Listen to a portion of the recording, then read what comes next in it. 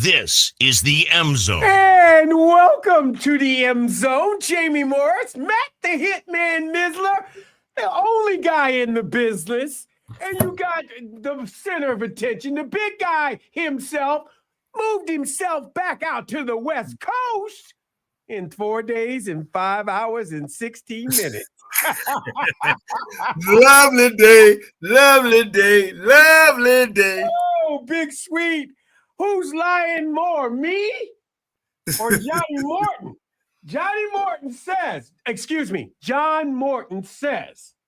I fully support Dan Campbell's decision to take over as the Lions play caller. Who's lying more? Is it me? Because I want to keep my job. He just get that contract. You know what? Yeah, he's trying to keep his job. I get it. They left the phrase out where Johnny Morton says, because I want to keep my job. Well, after watching the Lions play in one of their best games of the season, offensive coordinator John Morton says he fully supports Dan Campbell's decision to strip him of the play calling duties. So he is admitting he's all right with getting stripped of calling the plays. Well, remember, that's not how it was originally dictated to. It was a collaborative effort, if I remember well. And so now he's been stripped. We didn't hear it that way the other day. Right? Am I right? You're right. I mean, look. I mean, John, he's fully in support of it, obviously. I mean, you can't say, hey, man, I'm supposed to make these calls. No. That's what I'm saying. He want to keep his job. And long as the deposits are continuing, long as the deposits don't decrease, we're okay. Now, if they want to come back and renegotiate my salary or something because of it, then I might have an issue. But, hey, he's the head coach, and it looks as if the move was a very successful one. So no one can question it at this point. So do you think Dan Campbell really is going to call the plays the rest of the year? He's going to finish up as the offensive play caller? He might make the last official call before they, send it into the huddle. But I really do believe it's still a collaborative effort between, he and John Morton and that whole scenario. So, but Dan is the one that's going to veto or say, hey, okay, let's go with that. I think that's what's more or less happening. Then now, John Morton may be the guy to say, hey, let's run, toss 18 straight or whatever the call is. Mm-hmm. And Campbell will have the right to veto it or say, no, let's go with, 18, whatever, another play. And then, so I think that's what's going on. Morton will still be involved and probably initiate the thought process, and Dan will veto it or send in a play that he would like better. The mic goes out of the ear at 15 on the clock. Oh, does it? When there's 15 seconds left on the clock, they cut it out. Clock, the 30-second clock.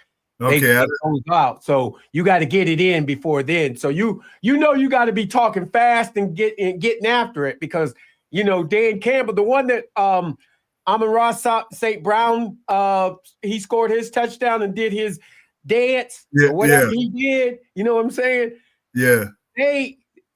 Dan was cussing because he didn't think he got the play fully in there, but Goff knew what he meant. Goff knew what he was trying to say. Right. So he called the right play. That was the play they wanted. Amon-Ra came across the middle, caught that pass, and went in for the touchdown. And that's why they were slapping high fives and everything, not because Dan Campbell's called the play, but Jared Goff finished it and said he knew what to call because he knew what Dan was saying. Yeah, that was that play to J-Mo. It was that one where he did the quick slant inside and then took it on into the end zone. Yeah.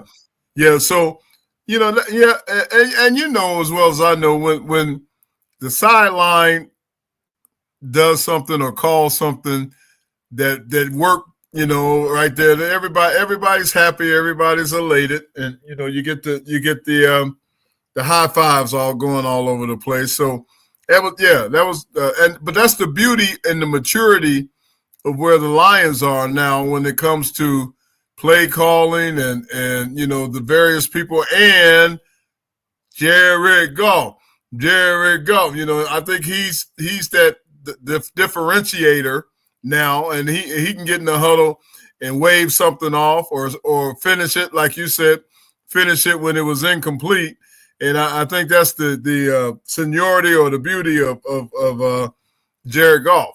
No, it's. We said it was time for Jared Goff to be off when Ben Johnson left. It was time for Jared Goff to, fly on his own wings, and that's one of those things. But look, I'm just gonna say this. Uh-oh. I mean, it could be pride, it could be whatever, but you remember, this man is the offensive coordinator. He was pointed out as the offensive coordinator. He's no longer the offensive coordinator. He's just a common quarterback coach now. He's just quarterback coach. Yeah, well, like I said, sometimes you gotta swallow a little pride, and sometimes you gotta eat a little dirt. And long as the deposits and the direct deposits hadn't changed, okay, I'm good. I guess my whole thing is Morton has the Lions are 6-3.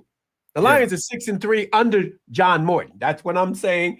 Right. They didn't score a lot of points. They failed to top 24 points in their 3 previous games before then. And I get it. Dan Campbell, what did he do, Miz? Get the hell out of there. I got this. But you know what? I go back to what I said the other day. There is a difference if you're in that huddle and the play is coming from the head coach versus an assistant, coach who is an offensive coordinator. When the head coach calls the plays, I think that there's a little bit more emphasis in that huddle on the play because the head coach called it.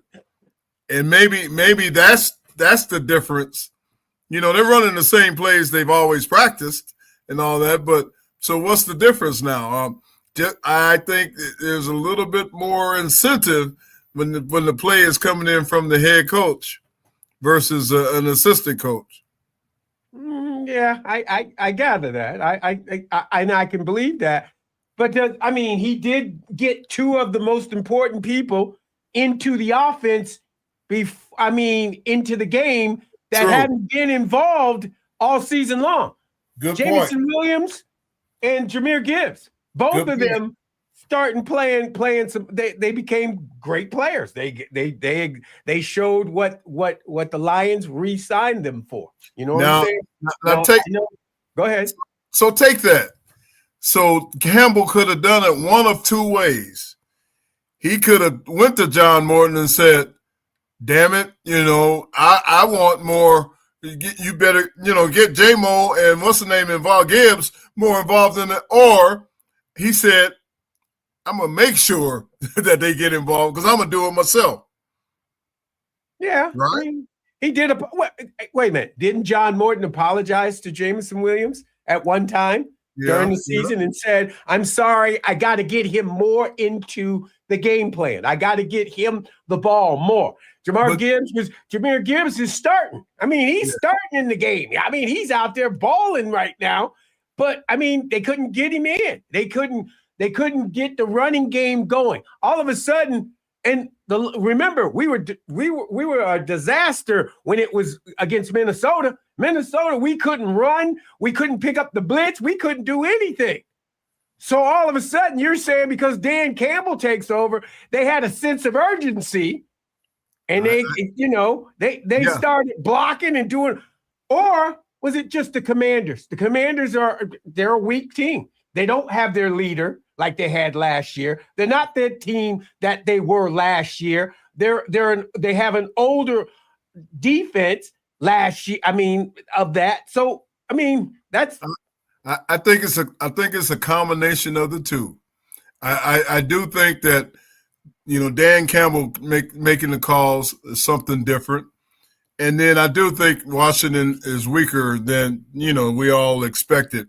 Now, but let me bring this thought up. At the beginning of the season, when we had to replace the coach that went to Chicago, did we all really, really, really think that we were not going to have some kind of a letdown, some kind of reduction from him, from play calling, that we weren't going to skip a beat, and or were we going to get better? Well, a lot of us thought that this is a veteran group now. They understand what they need to do. Some of us thought that because the coordinators left, that hey, maybe they're going to lose something. You know what I'm saying? They may not be there. But some of us thought this is a veteran group. They understand how to get there. Remember, I told you about Jim Harbaugh and the 49ers. When they made it to the playoffs, Jim Harbaugh was still browbeating them. We got to do this because he didn't go to the Super Bowl that year. So we got to do this. And they said, Coach, you got to calm down. We know how to get there now. Right. You got to calm down. We know how to get there. So continually thinking, okay, look at when we lost our coordinators, me as one didn't think that the offense was going to just not lose stride or something, that we were going to be down a little bit. But now let's go to the other side of the ball. My man seems to have the defense playing just as good or better than I think they're better. I think the defense is better. Yes, I think Dan Campbell does not have a problem with the defense. The defense is flying around making plays, and even with guys going down, those guys they bringing in, they making plays. Exactly. So now with that same theory, you have to look at the offense and say maybe Morton is somewhat of a little letdown from Ben Johnson. And so the head coach has to step in now to try to get us back up to that par. But I mean, remember, Ben Johnson and John Morton are two different people. Even though they installed this offense in the same game, you got to get your groove. You got to let this man get his groove. Exactly, and he that's what you're saying. He hadn't got time. I get it. But really, they're winning games. They're still running the rock. They're still throwing the ball. I mean, yes, you're two big missiles. And I'm calling them big missiles. You're two big missiles that are they take the top off the defense. They're not getting their share, but guess what? You're still winning. So are you saying that he did this move a little prematurely then? I think he wanted these two missiles to blow up right now. He look at it's time to explode. He wanted to make this happen, and he triggered it. He didn't tell anybody he was going to do this. I think it caught everybody. I don't think he told any. He didn't tell John Morton. He didn't tell Jared Goff. He didn't tell anybody he was going to take over the play calling. He just said, "Bring me the script over here. I'm taking over." That's exactly what he did. Well, like I said, I go back to my other question. Then why didn't he just go to John Morton and say, "Hey, I need to see more involvement from J-Mo and Gibbs out of you"? I think he did say that. That's why John Morton apologized to Jameson Williams, saying, "I need to get him involved." He kept saying, "I need to get him." Now, he didn't say anything to Jahmyr Gibbs because Jahmyr Gibbs was starting. Right. Okay. So he's been playing. He's been doing some stuff. He's exhibit his talents. I'm saying J-Mo wasn't doing what he was supposed to do. They just re-signed J-Mo to a big contract, kept him here. You got to let that young man go, and they didn't.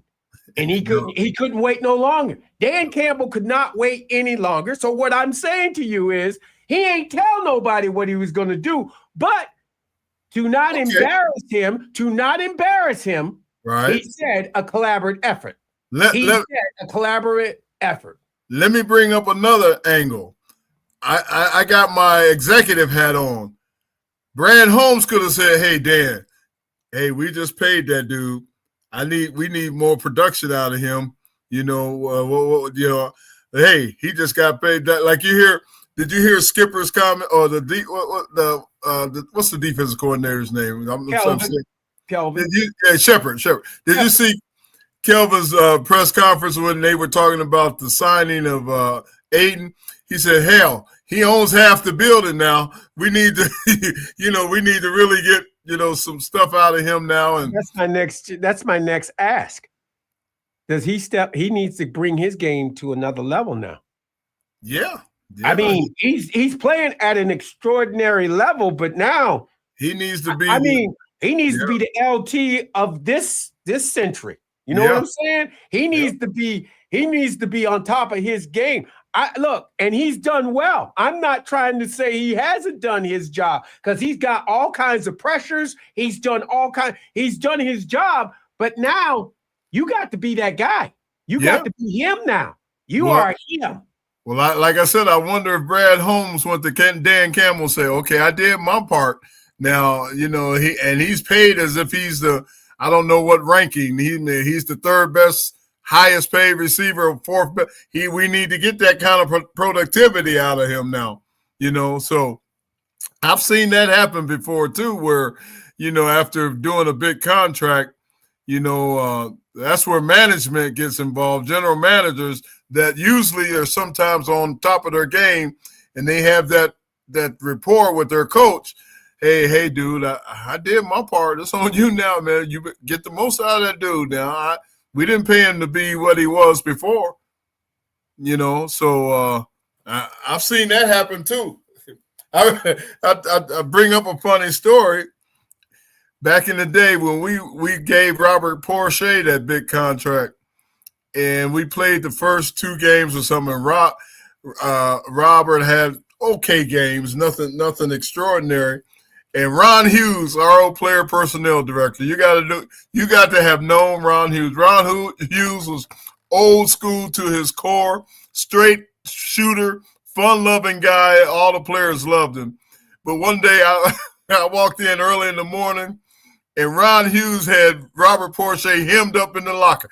"Okay, now we did our part. It's on you now. You and Robert was like, "Okay, I get it, Ronnie." And Ronnie was pointing fingers, halfway joking but halfway serious. "Come on, Robert. Now we did our part. You get paid." And Robert's like, "Okay, I get it, Ronnie. I'll do it." It was kind of funny. So that could be what's going on with Aiden. Arguably, this is the best Lions team in history, and it's the richest. And it's definitely the richest.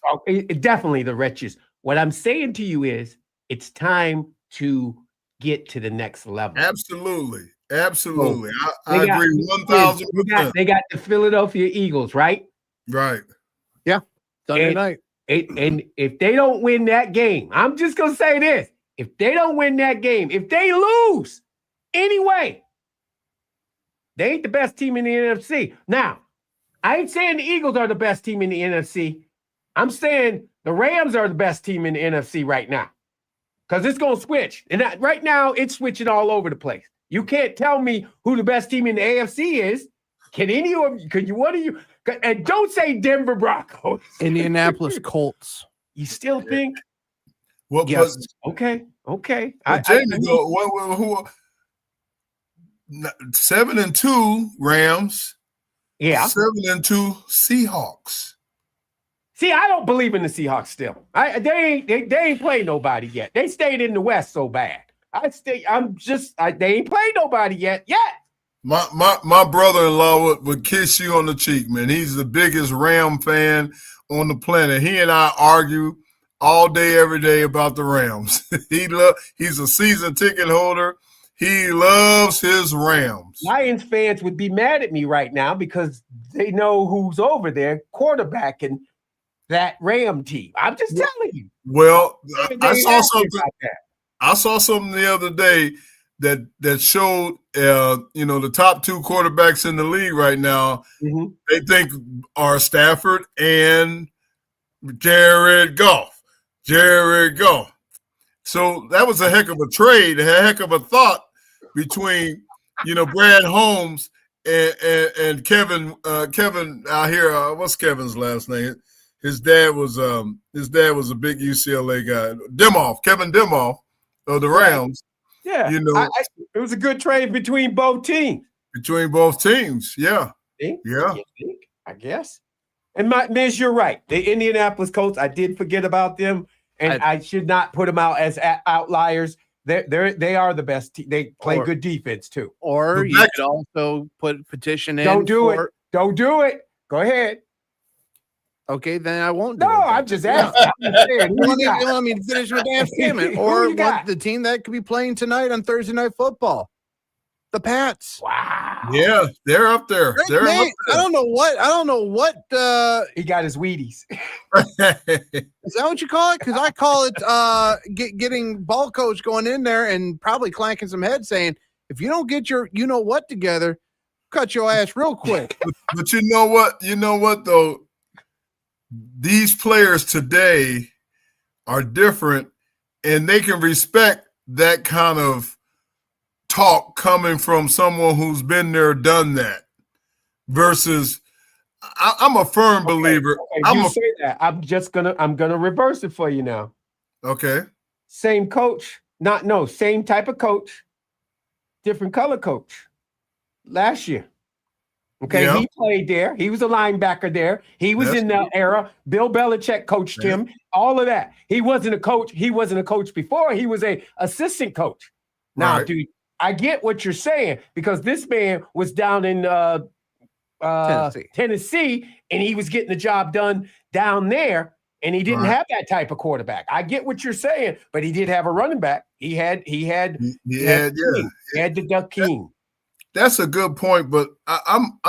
You say that, and everybody, I guess they respect. I get the whole respect. They respect Vrabel because he was a head coach, right. And the other coach was not a head coach; he was the assistant coach, and they just moved him up. And true. Either you're going to play for him or you're not going to play for him. And the Patriots, they decided to play for this one. Vrabel, they play for.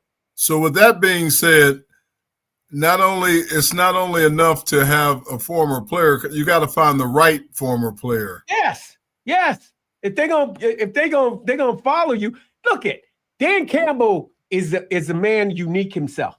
Yeah, because he's a man who shocked these guys into, and we can all go back in history and talk about the kneecap conversation, everything when he came in, but it looked like he spoke the truth the whole time. He showed us what he was all about. Yeah, true grit. We're gonna build this team like the city itself, and he ingratiated everybody, and that's why this team is successful. And he's gonna hit, and he knows when to turn it up and when to turn it down. That's a great point, because I am a firm believer that someone, I guess the way to narrow it down is it takes one to know one, kind of thing. But I think now, let's dissect it to say it's got to be the right one. Right. It's got to be the right one. If it's not, I mean, look, I think Aaron Glenn will be a great coach. Just doesn't have a quarterback, a team that's organized. They've got to rebuild all the pieces. That's why they traded away everybody. Right. The Jets reset. It's called the hard reset. I mean, I hope they gave him 3 more years on his contract. I don't profess to know that they did. That's the delicate thing now. You might have to rebuild, but on the other hand, you got to win now or they're ready to get rid of you. You don't have time to sit back. They want. Wait a minute. The Jets fans are now blaming him for the rebuild. They're blaming Aaron Glenn didn't come in with the plays. Now Ben Johnson, he's winning over in Chicago. Believe it or not, they're winning. So Ben Johnson looks like a better choice than Aaron Glenn. I'm just saying. So what? Why is that? What's the differentiator? Could be talent. I mean, it could be that. It could be. I mean, the Jets have been the team in the past few years that we've seen that they, they're spinning their tires in the mud. Yeah. Chicago at least out. Using Jamie's theory, Chicago does have a number one pick at quarterback. Mm-hmm. They did go out and firm up, some other positions on the O-line and receivers for him, so, so we all know you can't win without a quarterback. We all know that. My buddy Nick Baumgardner from The Athletic is coming on the next segment. So let's bring him on this conversation and ask him all of these wonderful things that we've been looking through. Yeah, because I've got some major questions because the Wednesday injury list, I don't know if it's been updated as of yet. Right. I've got a lot of questions for our boy Nick Baumgartner because there are a lot of eyebrow-raising injuries that did not practice yesterday, and I got to find out if they practiced today. All of that on the other side. You're listening to the M Zone on the Big 1050. That might be the NFL's way of having load management. Yeah, buddy, that's what that is. I'm just looking at it right now. Hey. What's going on, fellas? It's crazy. Hey, How are you? Good. Yeah, this is a load management situation, Miz. This got to be. Look at all these guys. Aiden's on here.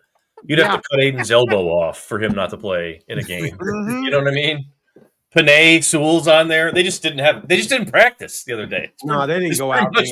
Right, exactly. It was cold, right? That was a cold day. That's why they didn't practice. They didn't practice because it's cold. It was freezing out there. They went inside and the backups ran laps, probably, or something. I don't know. Refresh my memory. Teams get 2 buys now, right? Or 1? No. Just the one. Just 1? Okay. Yeah. College, you'll get 2. That's in college. They get 2 buys. Okay. They get 2. That's load management too.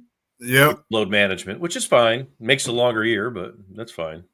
I feel like the NFL probably should get 2, honestly. If you're going to have this 20-game, 19-20, all this stuff. Really coming. Exactly. Like the Lions last year. Remember the Lions last year, what was it, like week 5 or 6 they had their bye. And then they had to go the rest of the way. Last year. And you got to like week 13 and you were like, man, this is brutal. Like they could have used one more week in there. Yeah. And 17 games is no joke, man. No. And I think people don't realize what 1 week can do for some of these guys. They're tough dudes, like not to say that they're going to heal all the way, but 1 week can do a lot for some of these guys. That's why I don't think we see the best football until like you start around week 5, week 4, 5, 6.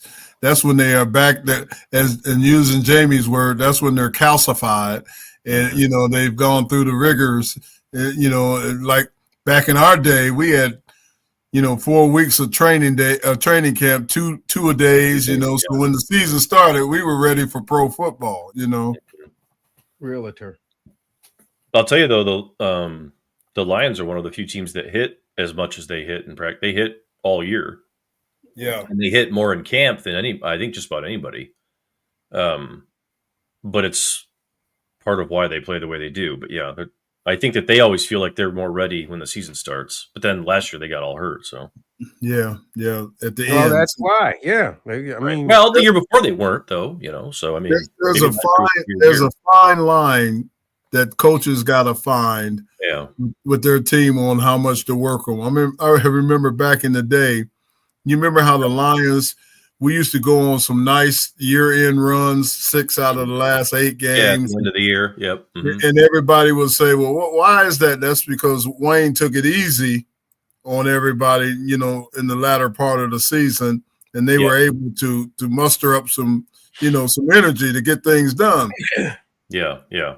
When the other side is not doing that. No, that often happens too late in the year like that, yeah. Yeah, I think that it's this definitely seems like a load day. That's a good question, but that's a lot of guys. My God, that they had out. Yeah, that's be really hurt. Little bumps and Well, bruises. I'm sure they are. Like, I'm sure Sewell's got Yeah. a bunch of stuff going on.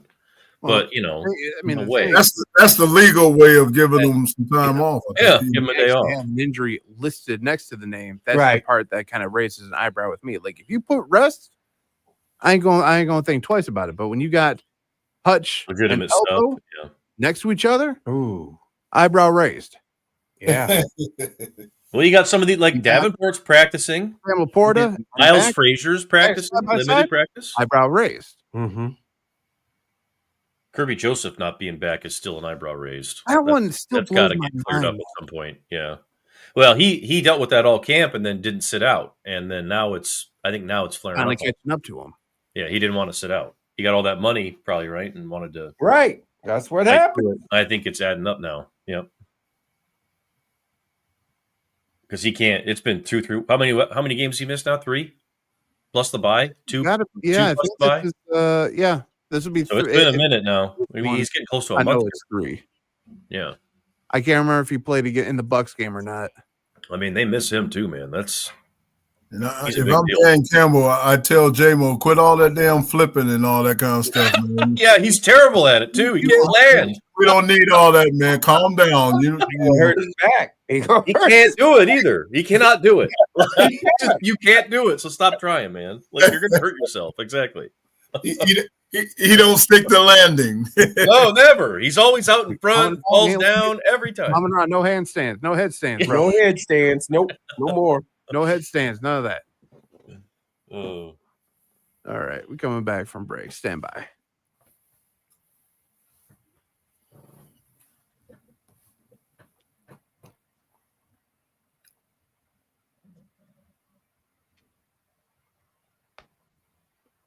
This is the M Zone. And welcome back to the M Zone. Jamie Morris, Matt the Hitman Missler, the best guy in the Bizzler. You got Big Sweet on the left coast living the lifestyle that he so desires. And joining us, Nick Baumgardner from the Athletic. Touchdown Detroit Lions. Nick, What's up, guys? I'm gonna let Miz get after you right now because he's got questions. Let's do Nick, it. what the heck is going on with all these injuries, bro? Like, I want the reason why I say this, and I'll let you rebuttal here in a second. One of your colleagues that also works the beat for the Detroit Lions, Dave Burkhardt, or Burkett, I'm sorry, had released what the injury or the practice report was from yesterday. Now, I don't know if it's been updated as of yet, but allow me to bring up who has been limited in practice and no practice, and I need you to answer a lot of questions for me here, okay? Limited in practice, DJ Reed. We know he's coming off of I believe off of IR, if I'm not mistaken. Jacob Sailors, back injury. Josh Pascal, just a continuation of injury, it seems like. Mhm. Pat O'Connor, knee injury. Mhm. Graham Glasgow, back injury. Miles Frazier, knee injury. Marcus Davenport, just coming off of the IR.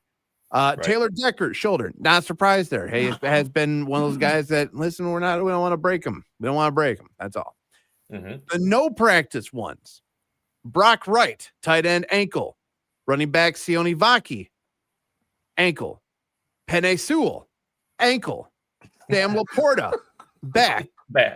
Kirby Joseph, we've known this for a bit, knee injury.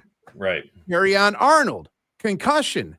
But the one that has got me going, I'm sorry, pump the brakes. We got to put exclamation points on this one. 097, Aiden Hutchinson, no practice, elbow injury.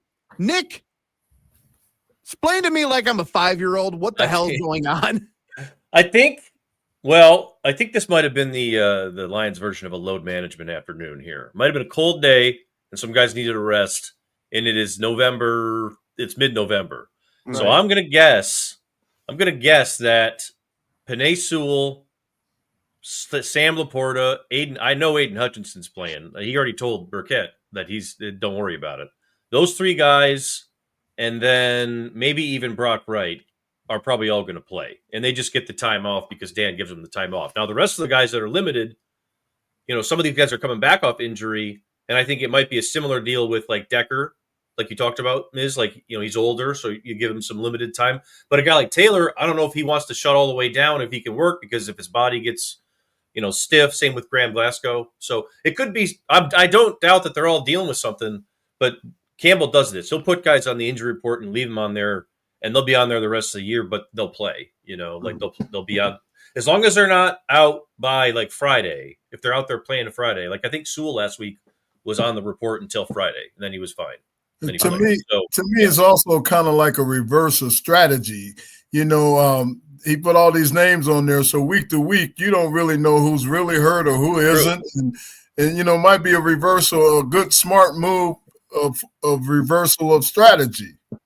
Yeah. It's also that time of year too, right? Where it's like, typically you're going to hit less. You're going to go tighter with your practices, and you're just going to give guys time off. The guys that you like. Sewell and Aiden have just never been on the list. I think that's jarring. Penny has actually been dinged up, so that's kind of a real thing. But that might be a jarring thing, and I think we've talked about this too with Hutchinson.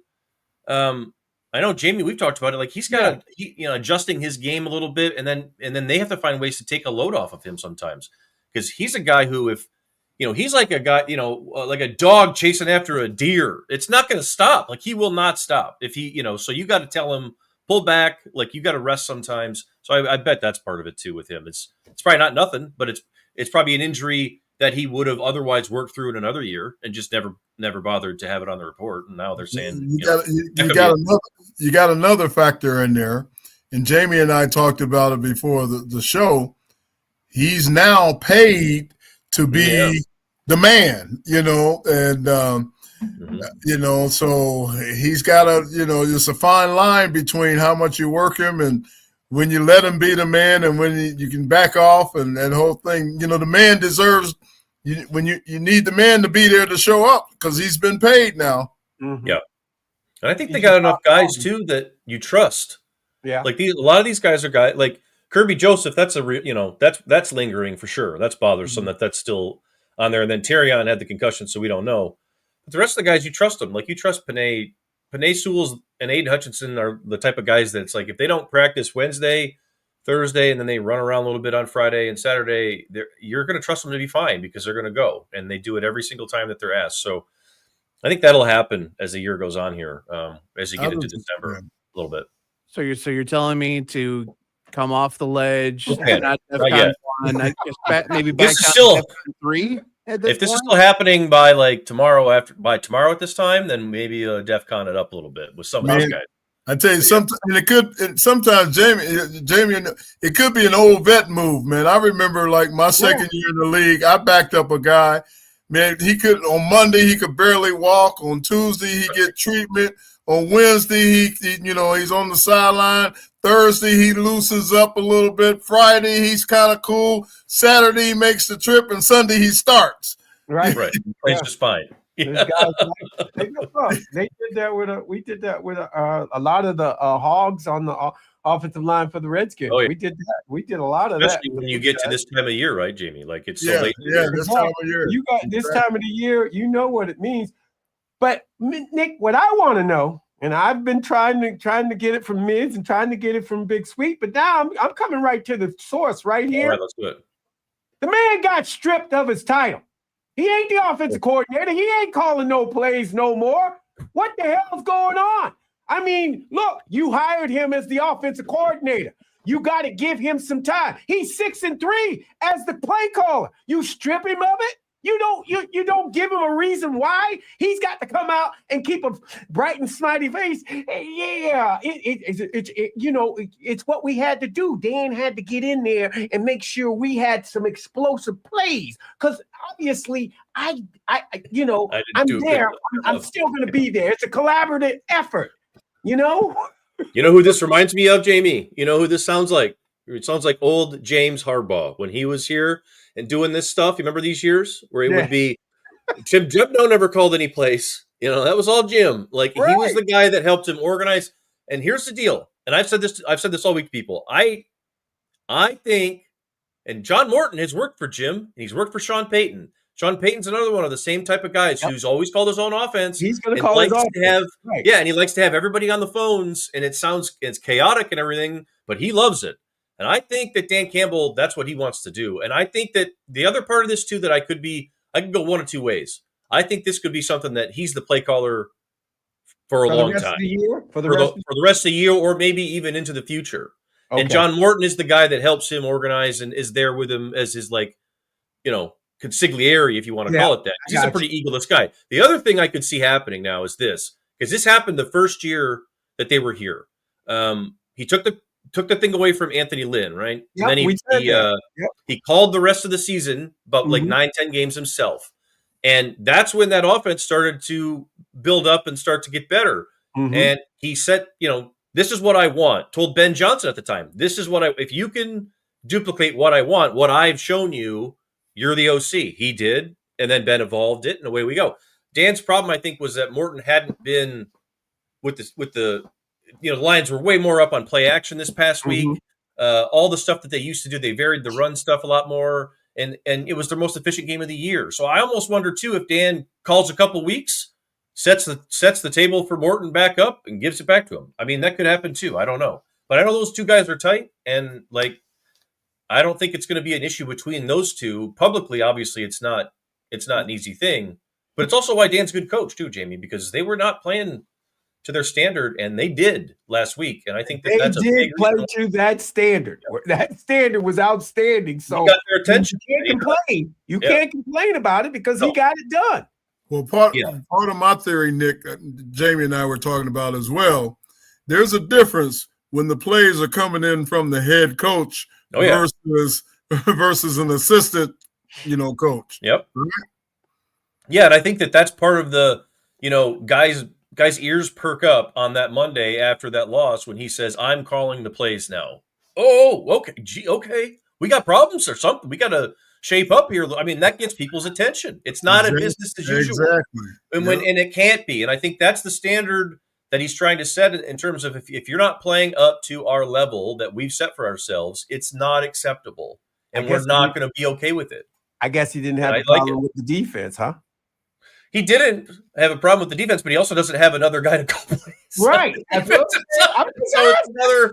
is what it is. It's one of those deals where you can only do so much, right? But I get it. I'm just saying. I mean, he can be tighter too, though. Yeah. I can't blame him. I can't blame him. I'm the head coach. I'm responsible, and hey, I'm gonna do whatever I got to do to make my team move.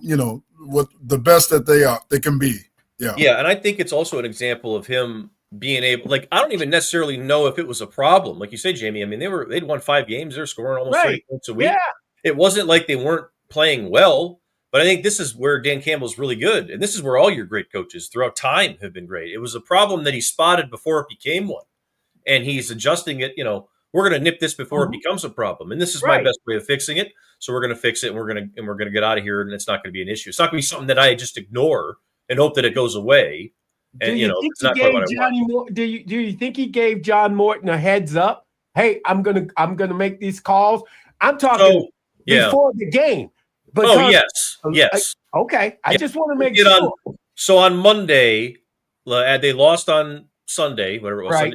So the next day, he called him in and told him that he was going to call the plays, and they didn't tell anybody that week because I think they wanted to keep it as a surprise to the media. I mean, they didn't tell us.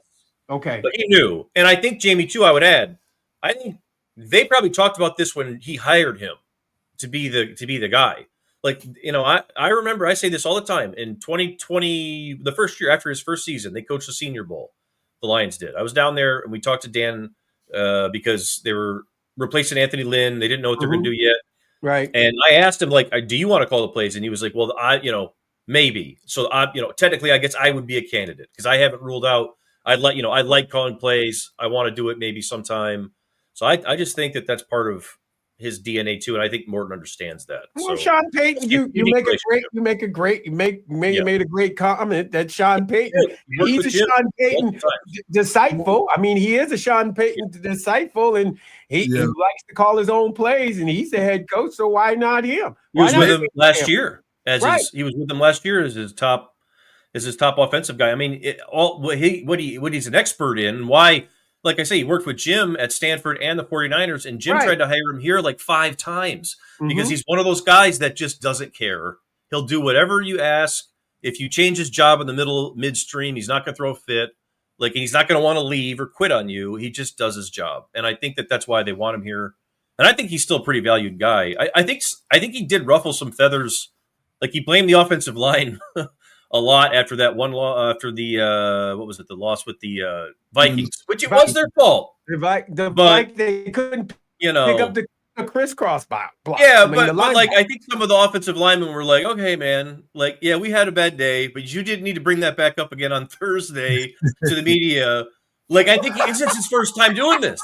So it's Morton's. So I think it's like, if Dan said it, that was enough. I think Graham Glasgow said something a little bit about it. People overreacted, but I was like, he's learning too, Morton, how to be public and all this, right? Like, it's stuff that you say behind the scenes, but you're not going to keep dogging the offensive line on Thursday or Friday after we all know kind of what happened. And I think Dan too is working on his personal, getting better at being a head coach. Oh, yeah, for sure. With play calling and just doing. I think it's a good move.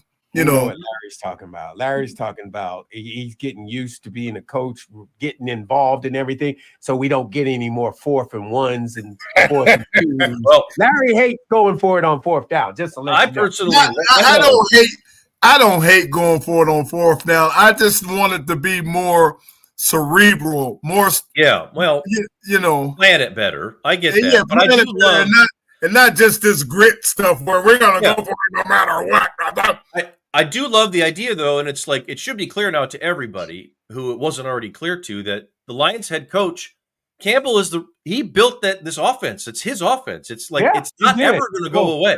You're right. So it's great when you have a head coach that is capable of doing something like this. I think that's what you need in the NFL today. It doesn't necessarily need to be an offensive guy. If it's like Mike McDonald out there in Seattle's doing great, and that's on the defensive side. But you got to have a guy who can be kind of a world-class play caller if need be. And I think Dan is one of those guys. He just doesn't talk about it. We've talked about this before too. He loves it that people think he's an oaf and an idiot, and when he puts the glasses on, people change their opinion of him a little bit. I think too, right?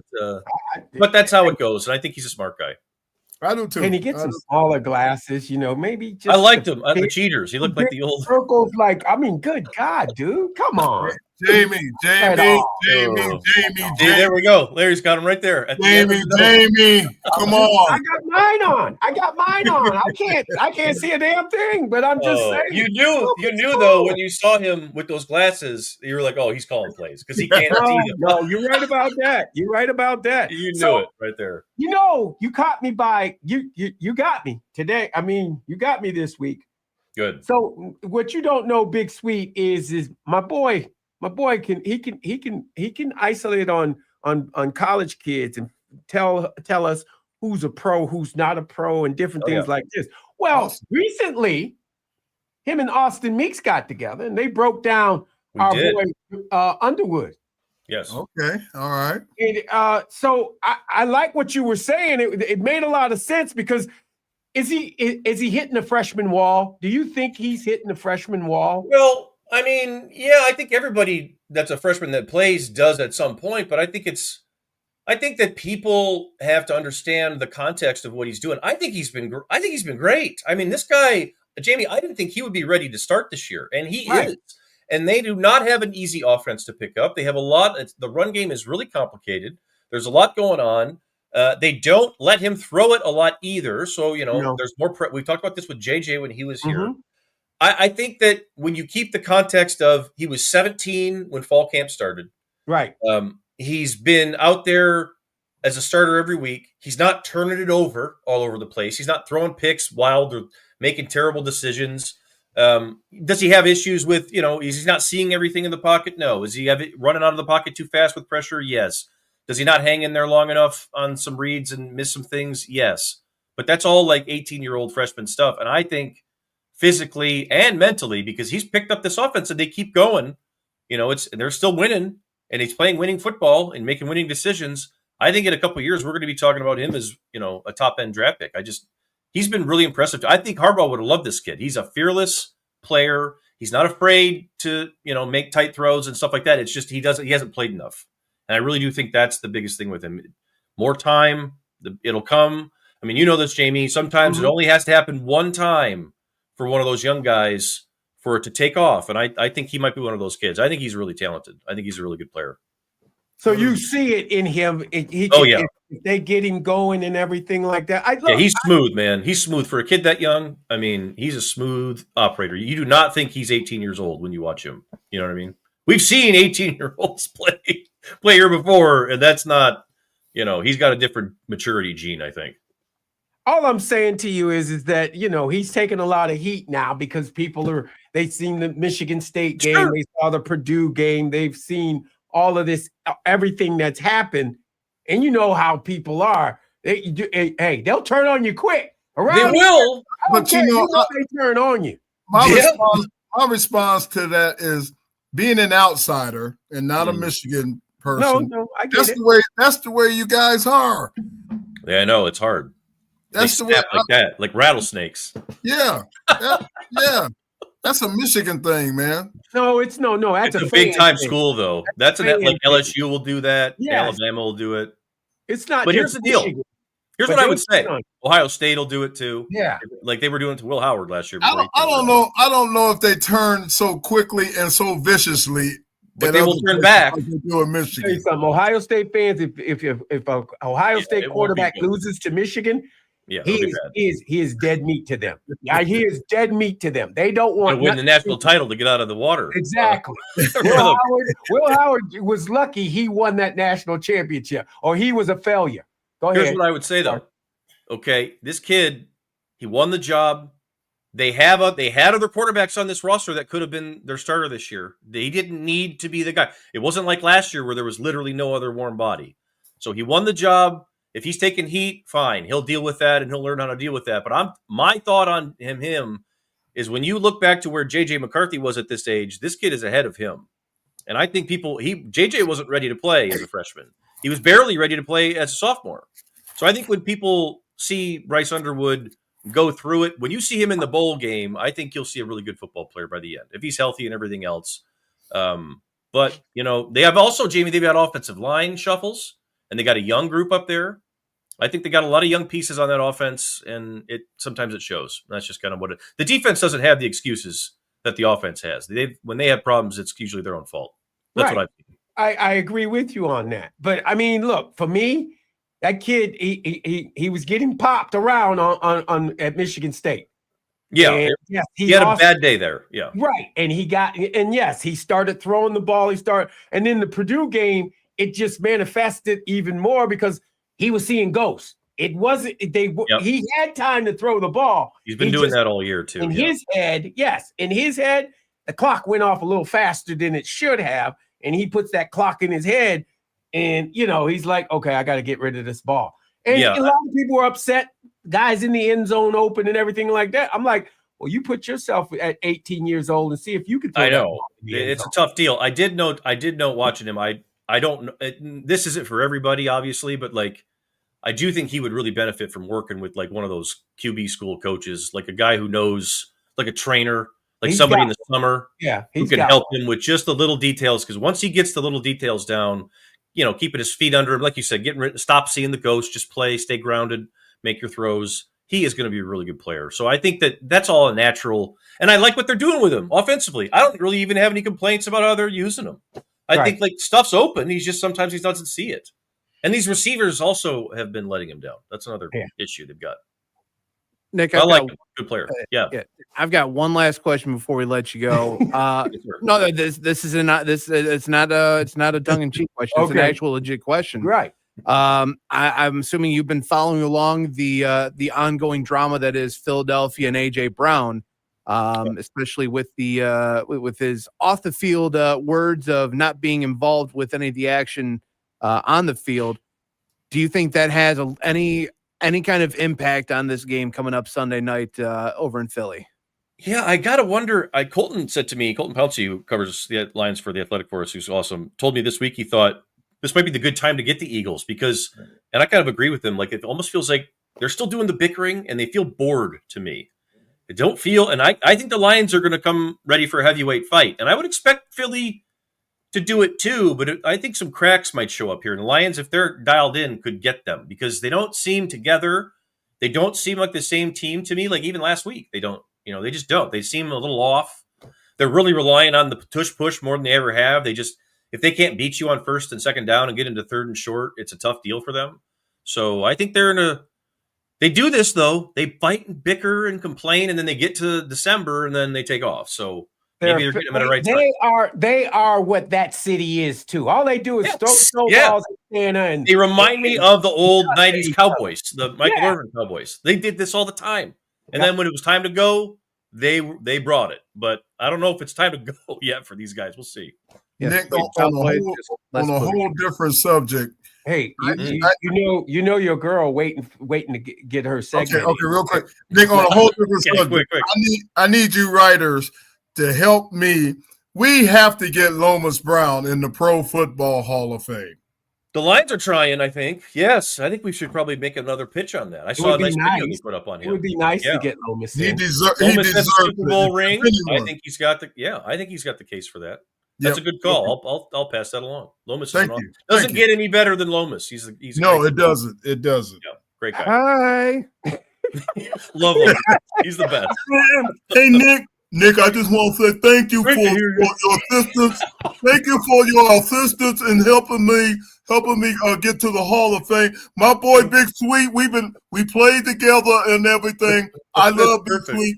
Thank you, Nick. Thank you, Nick Baumgartner from Lomas Brown. He's going to shake my hand with that mitt, and my hand's just going to disappear in his hand. I love it. He's great. Nick, appreciate you coming on. All right, fellas. Thank you. And we'll see you next week. Indeed. All right, we need to go to a break. We got Angelique Shingalis, the angel of the big house on the other side. You're listening to the M Zone on the Big 1050.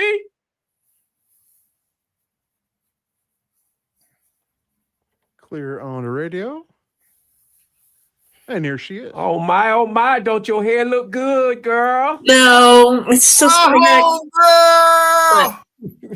He's back. Are you back or are you in LA? No, he's in LA. He's back in his home. He's at his home. See that big beautiful piano in the back one? Well, nice piano. LA is an abbreviation for Larry. This is my town. Who plays that piano? That's a good question. Yeah, Larry, who plays that piano? He occasionally invites John to come over. Let me get somebody to play it. I'm a bass guitar player. I'm not a piano. Oh, wow. That's pretty cool. Yeah, I've been playing bass since the Dayton junior high days. I've been playing bass almost 50 years. Wow. So why aren't you doing the opening for the show? You know what? That's a good question. I could put something together. I have a no way. Let him put something together, and then we'll do that. Yeah, that'd be cool. I think I got something for you already. It's not me. That's that guy up we there. should do that. I can't. Yeah, it's right there. Well, you know, Angelique, I got a band. You know, I've had a band for 23 years. I've traveled the world with George Clinton, Chaka Khan. No you didn't? Oh, no. Go to bitdlive.com. It's short for back in the day. bitdlive.com. Oh, live. Okay. I've had a band for 23 years. I've been out with everybody. Chaka Khan, Morris Day, Temptations, Four Top Spinners. Wow. Yeah, that's what I do. Wow. I saw Chaka Khan in New York probably 1989, 88. It was like I've opened up for her maybe. About 17? Yeah, right. I've opened up for her. I've done about 5 shows over the years with Chaka. She calls me Big Funk. Hey, Big Funk. So cool. Well, you know the Dayton, Ohio funk. Yes, I do. That's where it comes from. All Lakeside, Slave, Heatwave, Roger Troutman and Zapp, Ohio players. We all grew up in the same neighborhood over there on the west side of Dayton. It's unbelievable. Yeah, so I did the football thing, and then I went back to my music. Yeah, my music. I had no idea, but you should definitely play the opening for the show.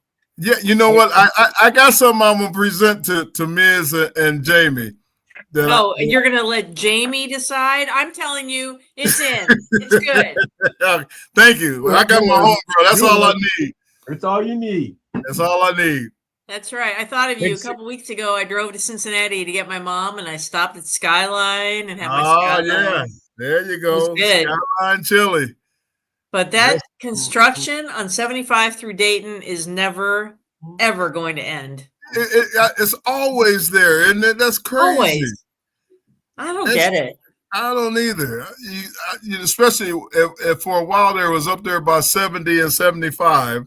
Right. That whole thing. Now it's down near the downtown area. Right. And all that. I'm like, it's crazy. It is. It's a pain in the neck. Done on 696 or 75 up north in Saginaw.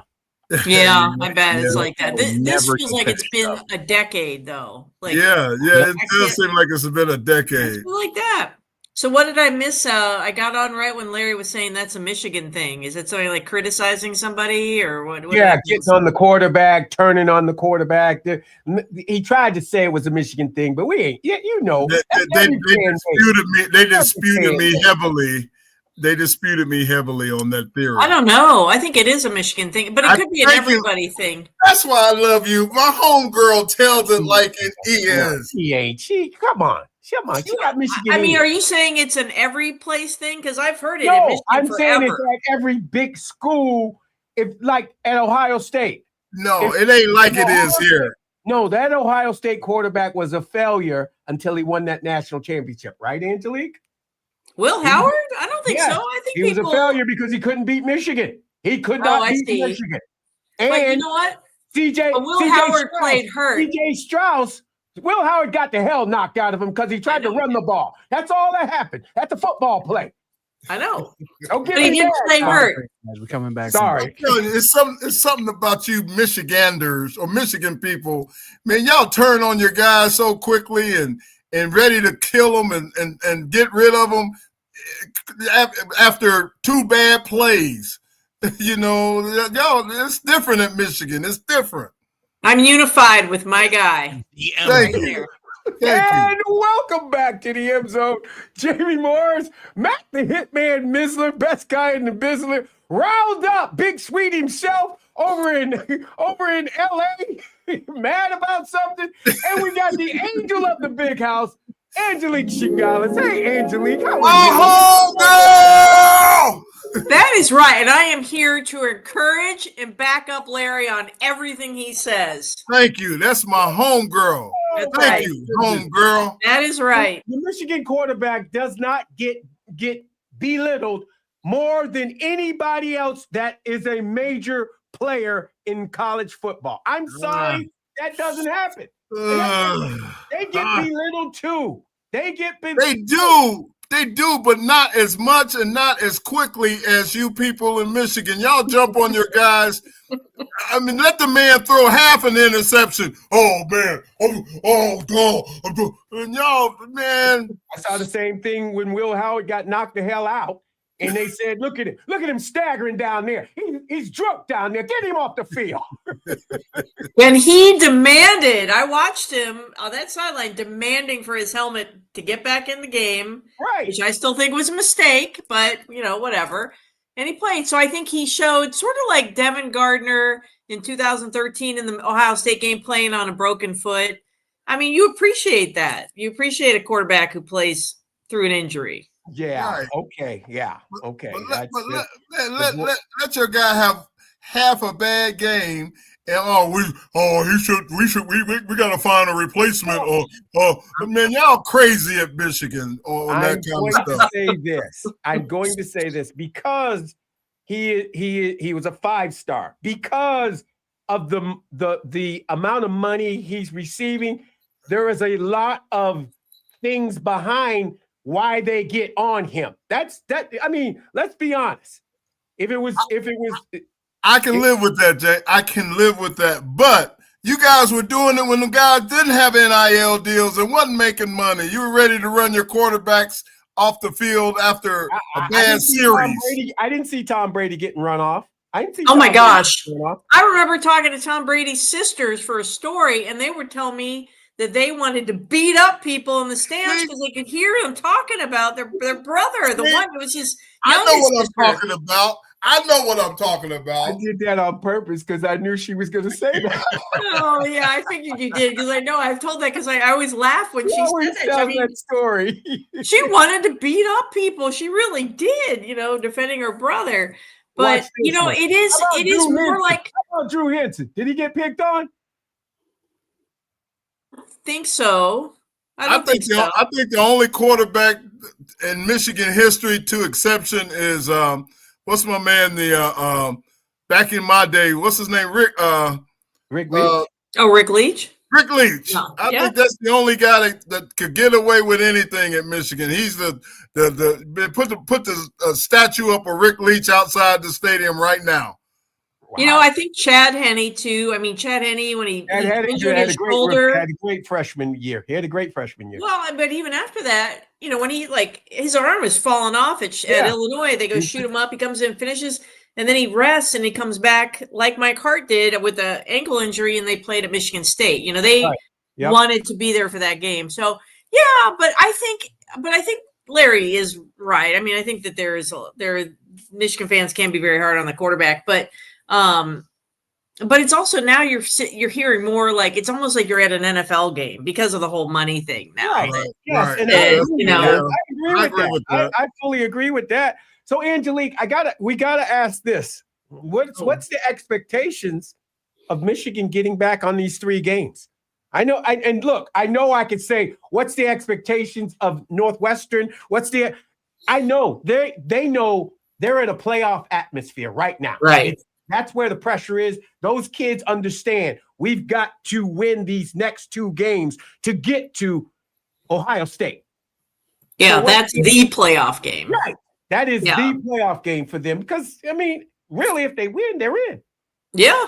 No, for sure. I mean, and I think listening to Chip Lindsey on Wednesday, they're definitely taking Northwestern seriously. I mean, just in terms, their defense is pretty good. Yeah. And I mean, that's a team that's, with this new coach, they're trying to become bowl eligible for the second time, I think, in 3 years under him. Yep. So, I mean, they've got things on the line too. And, but I think Michigan, they'll get some of those key pieces back on defense. I suspect that they'll get their linebackers back, Cole Sullivan and Rolder and Jay Sean and stuff. But yeah, I mean, I think they're locked in. I mean, they know what they have to do. It's pretty clear what they have. They have to win. Right. So, and you're down a running back. You're down a running back, and you're going to have to take one of those running backs that you have on the shelf. You got to take them down. If not both of them, you got to take them down because. Look, I get it. Marshall's a great running back, but he can't do it by himself. No, he can't. And I talked to his high school coach at Cincinnati, Moeller, another good Ohio person. And, we talked about. Why are you pumping that? Cincinnati Moeller at one time was the top high school in the country. Yeah, exactly.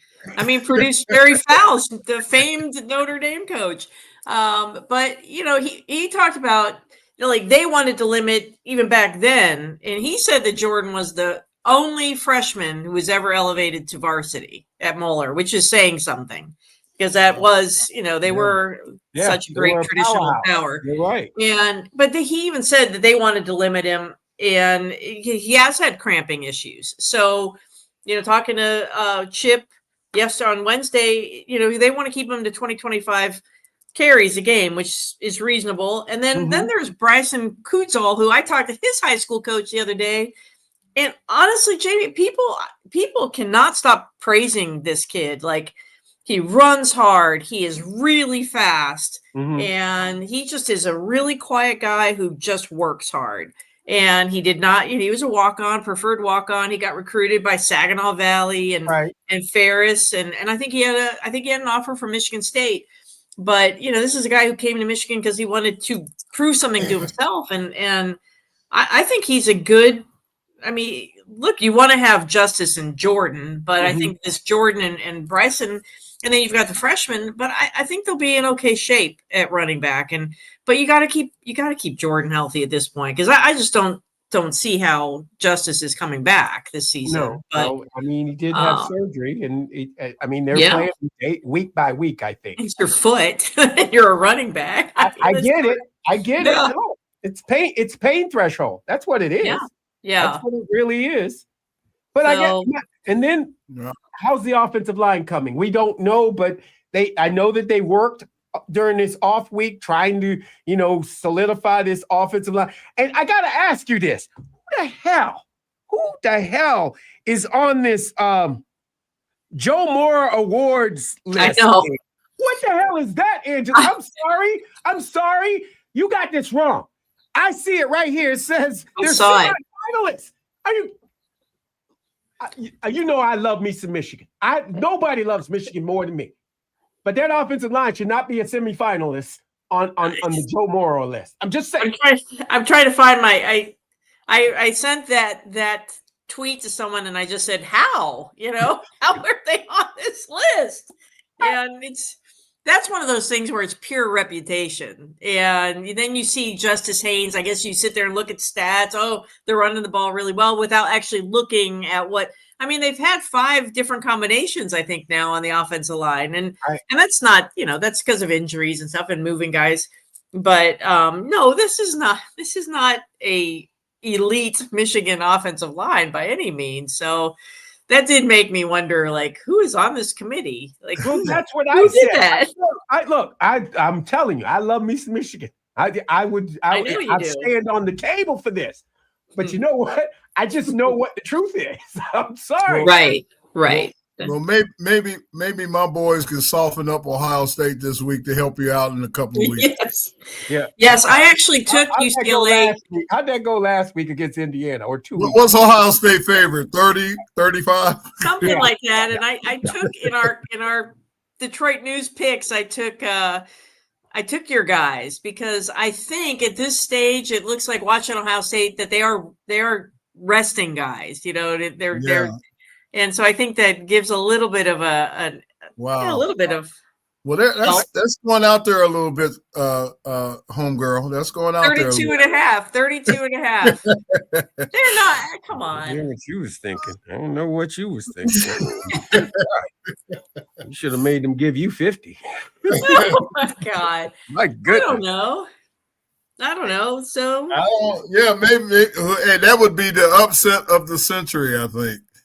Well, no, I don't think that UCLA is going to win, but I think that if they'll cover. I mean, I think that they spread. I see what you said. 30. Yeah.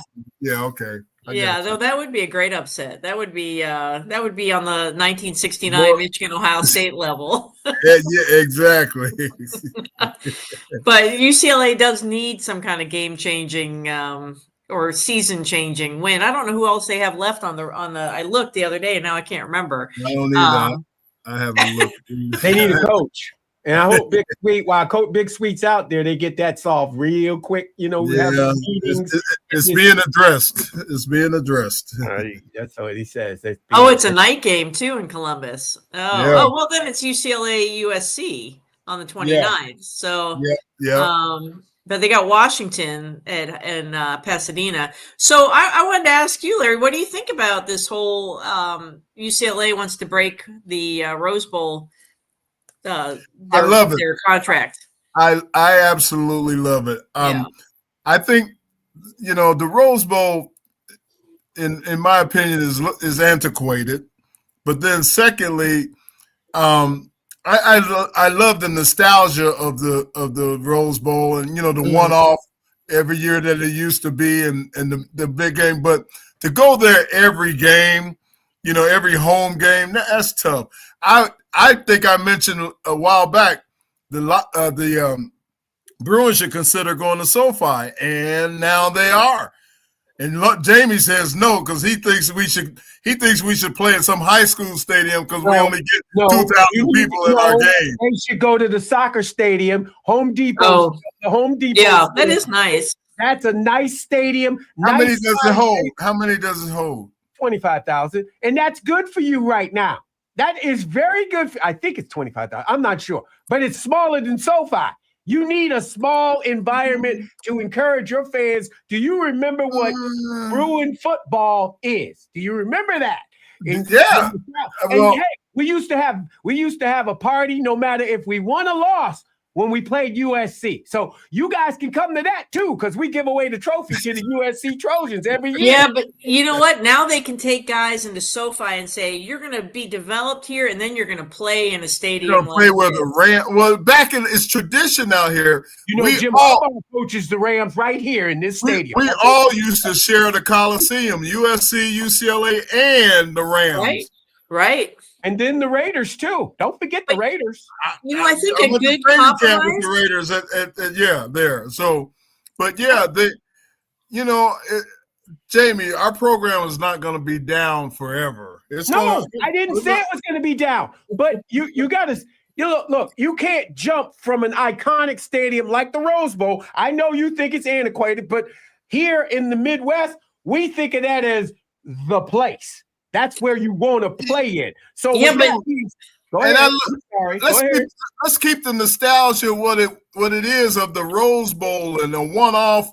Right, I agree. Instead of going there every game, every home game you go there, it takes away the nostalgia.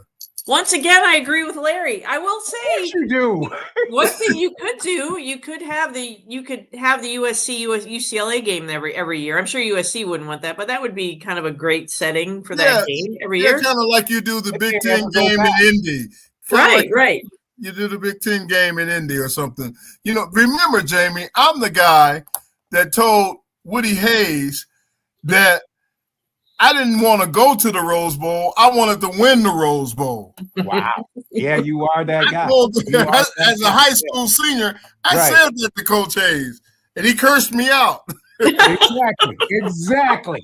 Dude, the history that these Hayes and Bo, I mean, that Rose Bowl was iconic. That was iconic. So let's leave it that way and not have UCLA play there every game.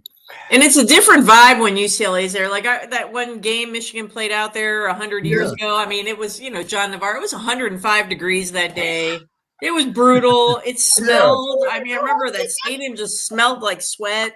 And it just didn't have the same vibe as going for the Rose Bowl. And I love that they put my coach's statue out there. I love that it's the Terry Donahue Pavilion, and they got a statue of my man out there and all that. I love all that, but I'm not a Rose Bowl fan, man. And you know what? You got to be a youngin' to go to a game at the Rose Bowl, because there's a whole lot of walking involved at the Rose Bowl. While you're voting for your next head coach, you better vote. So you better take a can around and donate some money, because you're getting sued by that. You know, they're suing you for. I'm just letting you know. You guys are fighting. Which is another reason why UCLA wants the private equity deal. There you go, Angelique. What's your take? Because it sounds like on the private equity deal. I think Tony Petitti, he's really pushing this. He's really pushing it.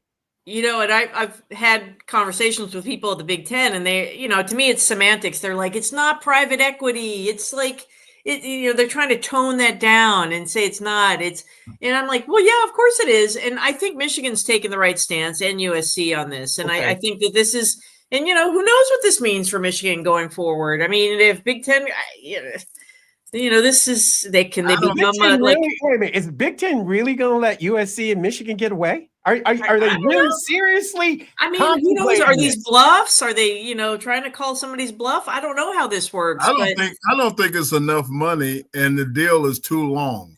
Yeah, it is too long for sure. And it keeps Petitti in the seat as commissioner. Yeah. He can't be fired. The presidents can't come together. That's why he's pushing it. I'm just saying. But I bet you if you asked every AD, they just want the money. They don't even, they're like not looking at the deal. Angelique, I know everybody's pinching the money and everything like that, because they want that money. That sounds like a lot of money. $139 million is a lot of money. I get it. But you know what? In today's time, it is a lot of money, but it isn't. Right. They could go for a lot more than that. And then the 20-year scenario is too long of a deal. Way too long. Too Way long. too long. I mean, this is so they're letting the lower tier teams, programs really dictate this. I mean, Right. I am really shocked Ohio State hasn't jumped into the Michigan side of things here. The debt is too big for them. Yeah. They are in debt. So they need money too. I get it. Penn State needs money. They're doing a new stadium, and so doesn't Northwestern, because they got $1 billion stadium that they're building. I get it, but get your money somewhere else. You got credit. Agreed. So use it. I mean, my goodness, you're going to destroy a conference over this? Mm-hmm. Right. I feel you. I'm with SC in Michigan on this one. I don't think it's enough money, and the deal is too long. Isn't it amazing? Larry and I actually agree with Jamie on something. Wow. To be all honest, he finally makes sense on something. Wait a minute. First of all, you should be over at the Home Depot Center, and you know it as well as I do, talking about being SoFi. I mean, look, what are you going to sell? Jim Harbaugh, coached the national champions. You guys want to play in the same stadium as he does? No, you sell it as you guys, we're going to develop you. You can play. You'll be playing in the NFL in stadiums like this. Exactly. I mean, that place is stunning because Michigan had one practice there. Yeah. The Commanders, their new stadium is going to be made by the same company that did SoFi. Oh, okay. It's beautiful. They're going to name it the Donald Trump Stadium. No, they're not. They're going to have a conversation about it, but he didn't say that. He didn't say that. I'm just saying. You don't put words in that man's mouth. Gus Harris is a smart man. Okay, he may give Donald Trump a bathroom, a couple of that, because he likes to flush. So, other than that, that's about it. I'm just saying. No, Jamie, we got UCLA should go to SoFi. That's and plus I bring back the tradition. I don't know how they did it back in the day. 20 minutes away, sweet. They got to bust the students. They're 20 minutes away. It's close enough, but yet 20 minutes could turn into 2 hours. Traffic. That's another. Speaking of that, that's another reason why they should not go to Pasadena. It takes 2 hours to go from Westwood to Pasadena. Agreed. I mean, if you wouldn't let all these people buy the land and want to have houses next to UCLA, you could have built the stadium right next to in the middle of Bel Air, Brentwood, Beverly Hills. No stadium will ever make it there. You probably could take your soccer field and build it out a little bit. No, I tell you what, UCLA does have a great track stadium, Drake Stadium, named after the great Ducky Drake. The stadium, there could be, and there's an intramural field right next to it in which they just built a parking lot underneath. There is the potential to have a stadium on UCLA's property, but it's the surrounding areas, the Bel Airs, the Brentwoods, the Beverly Hills. They are not going to allow all that traffic coming into those places. Oh, I can't even imagine what the price tag would be to build one there, though. In that environment, that real estate environment. $2 billion. I'll tell you that. Let's start there. $2.2 billion. I mean, you know what? This Northwestern, the new stadium they're building, to me is like the right size for like UCLA could have. I mean, in this day and age, you don't need to build a big house. I mean, you need to like 35, 45,000 is probably. So you would be okay with shrinking the stadium? No, not Michigan Stadium. No, you can't do that. No, but like I believe Kentucky about 10 years ago, maybe a little less, they did a renovation and they shrunk their capacity because they knew they weren't selling their ticket. They weren't selling out. Right. And I mean, I looked at tickets for the last Michigan home game, Purdue game. They were going for $35, $40 on the secondary market the day before the game. How many does SoFi hold? 65. I don't know. 65. 65? Yeah. That's like Ford Field. That's right. That's the right size, Jamie. SoFi is a little over 70,000 and can accommodate You can have 100,000 guests there, it says. It's better than 25. Yeah, it is. Well, that's where you should. All I'm saying is you got to reinvigorate the fans. I mean, there are some Texas high school stadiums that are about 20,000. Let me tell you. When I was general manager of the XFL team, those Texas high school stadiums, you would not. But we practiced in one every day. Oh my God! I'm sitting there. They're beautiful. Jamie, it's like playing Division I college football in these places, and they're 50 and 60 seaters, and they're state of the art with all the latest everything. I mean, they are beautiful high school stadiums in Texas. Crazy. And he wants your team to play in a 15,000 seat stadium. I know. Next thing you know, I'm trying to have us in some soccer stadium somewhere. I'm just trying to help y'all out. You know I'm trying to help you out. I'm calling build it and they will come, Jamie. Build it and they will come. Bel Air. Not if it ain't in Bel Air. Hey, they ain't coming over there. They ain't coming to Bel Air, Brentwood, Beverly Hills are not going to have all that traffic. I'm just going to say this. Build it, they ain't coming. Well, it is harder for the LA teams to draw, but I mean, the Coliseum was full for the Michigan game, so it's possible. Did you hear what Sharon said? You know it's going to be packed. Oh, I know, because it was Michigan. He was probably right. He's probably right about that. Now, SC, they do, and I said this on the air before. SC gets a good crowd. They probably do. I got no problem with SC. 70,000, but that game was different. That's a cool game. I mean, look. Eventually, UCLA's got to stop giving parties to USC in their wins. I mean, really, they got to stop doing it.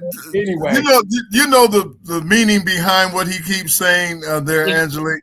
I happen to tell the story that back in the day when I was at UCLA. Now, mind you, he's saying that Michigan, Ohio State. He said we had great battles too, Jamie. But then after the game, now here's they went out. We were entrepreneurs. What happened was, listen, Ronnie Lott, Dennis Smith, Marcus Allen, Ken Easley, those guys from SC, me, Ken Easley, Freeman McNeil. We had a party after the game where we gave out trophies to the player of the game, and we all probably made $3 or $4 grand. Off of we sold tickets. We had it at a nice bar, Beverly Hilton Hotel. Wow. We were entrepreneurs. Now, can you see Bo Schembechler and Woody Hayes said, "Hey, I'll see you at the party after the game." The coaches didn't come, Jamie. The coaches didn't come. It was the players. Chris filming me and Chris going, "Hey, I see you over at the hotel on the other side." Okay, exactly. Just like in pro football, because we fought for Toledo. Remember, Jamie? During the course of the game, here's a story about that night too.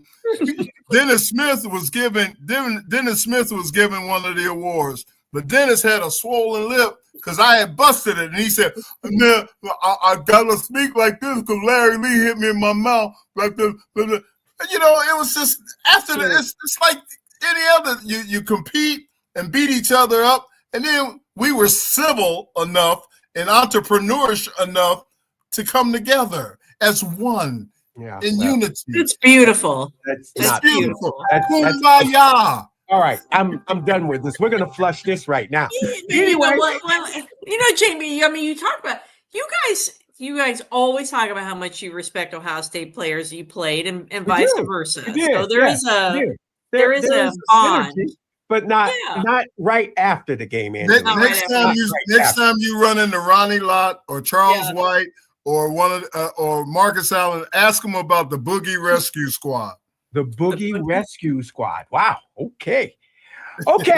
Well, we are running a little late. Angelique, I apologize. That hair looks really good. I just want you to know. My homegirl. It looks really good. But Larry. thank you for coming on, being a part of the M Zone. As always, it is Thank you. quite entertaining. I just want We're you going to to hit a know. couple homers on Saturday at Wrigley. See you Wow. Say tomorrow. that again. Saturday. See you on Saturday. See you All there. Bye. Bye, Larry. Take care, And we Angelique. got to Bye, go to Matt. a break because we got Clayton Safety coming on the other side. You're listening to the M Zone on the Big 1050.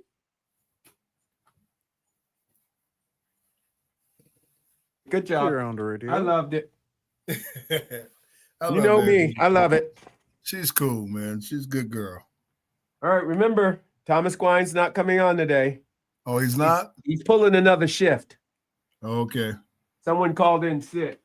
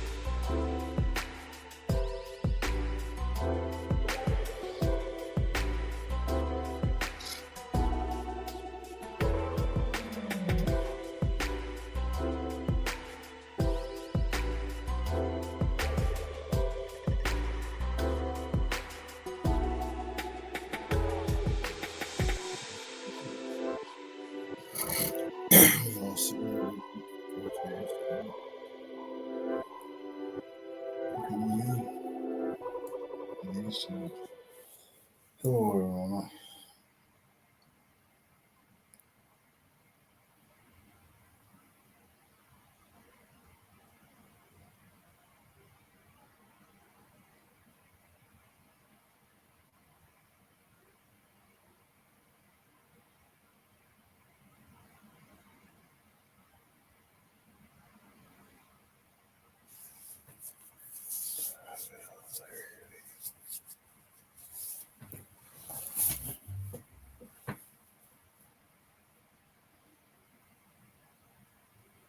This is the M Zone. And welcome back to the M Zone. Jamie Morris, Matt the Hitman Missler, best guy in the Bizzler, and you got Big Sweet Larry Lee, the center of intention, and joining us, Clayton Safey from Thank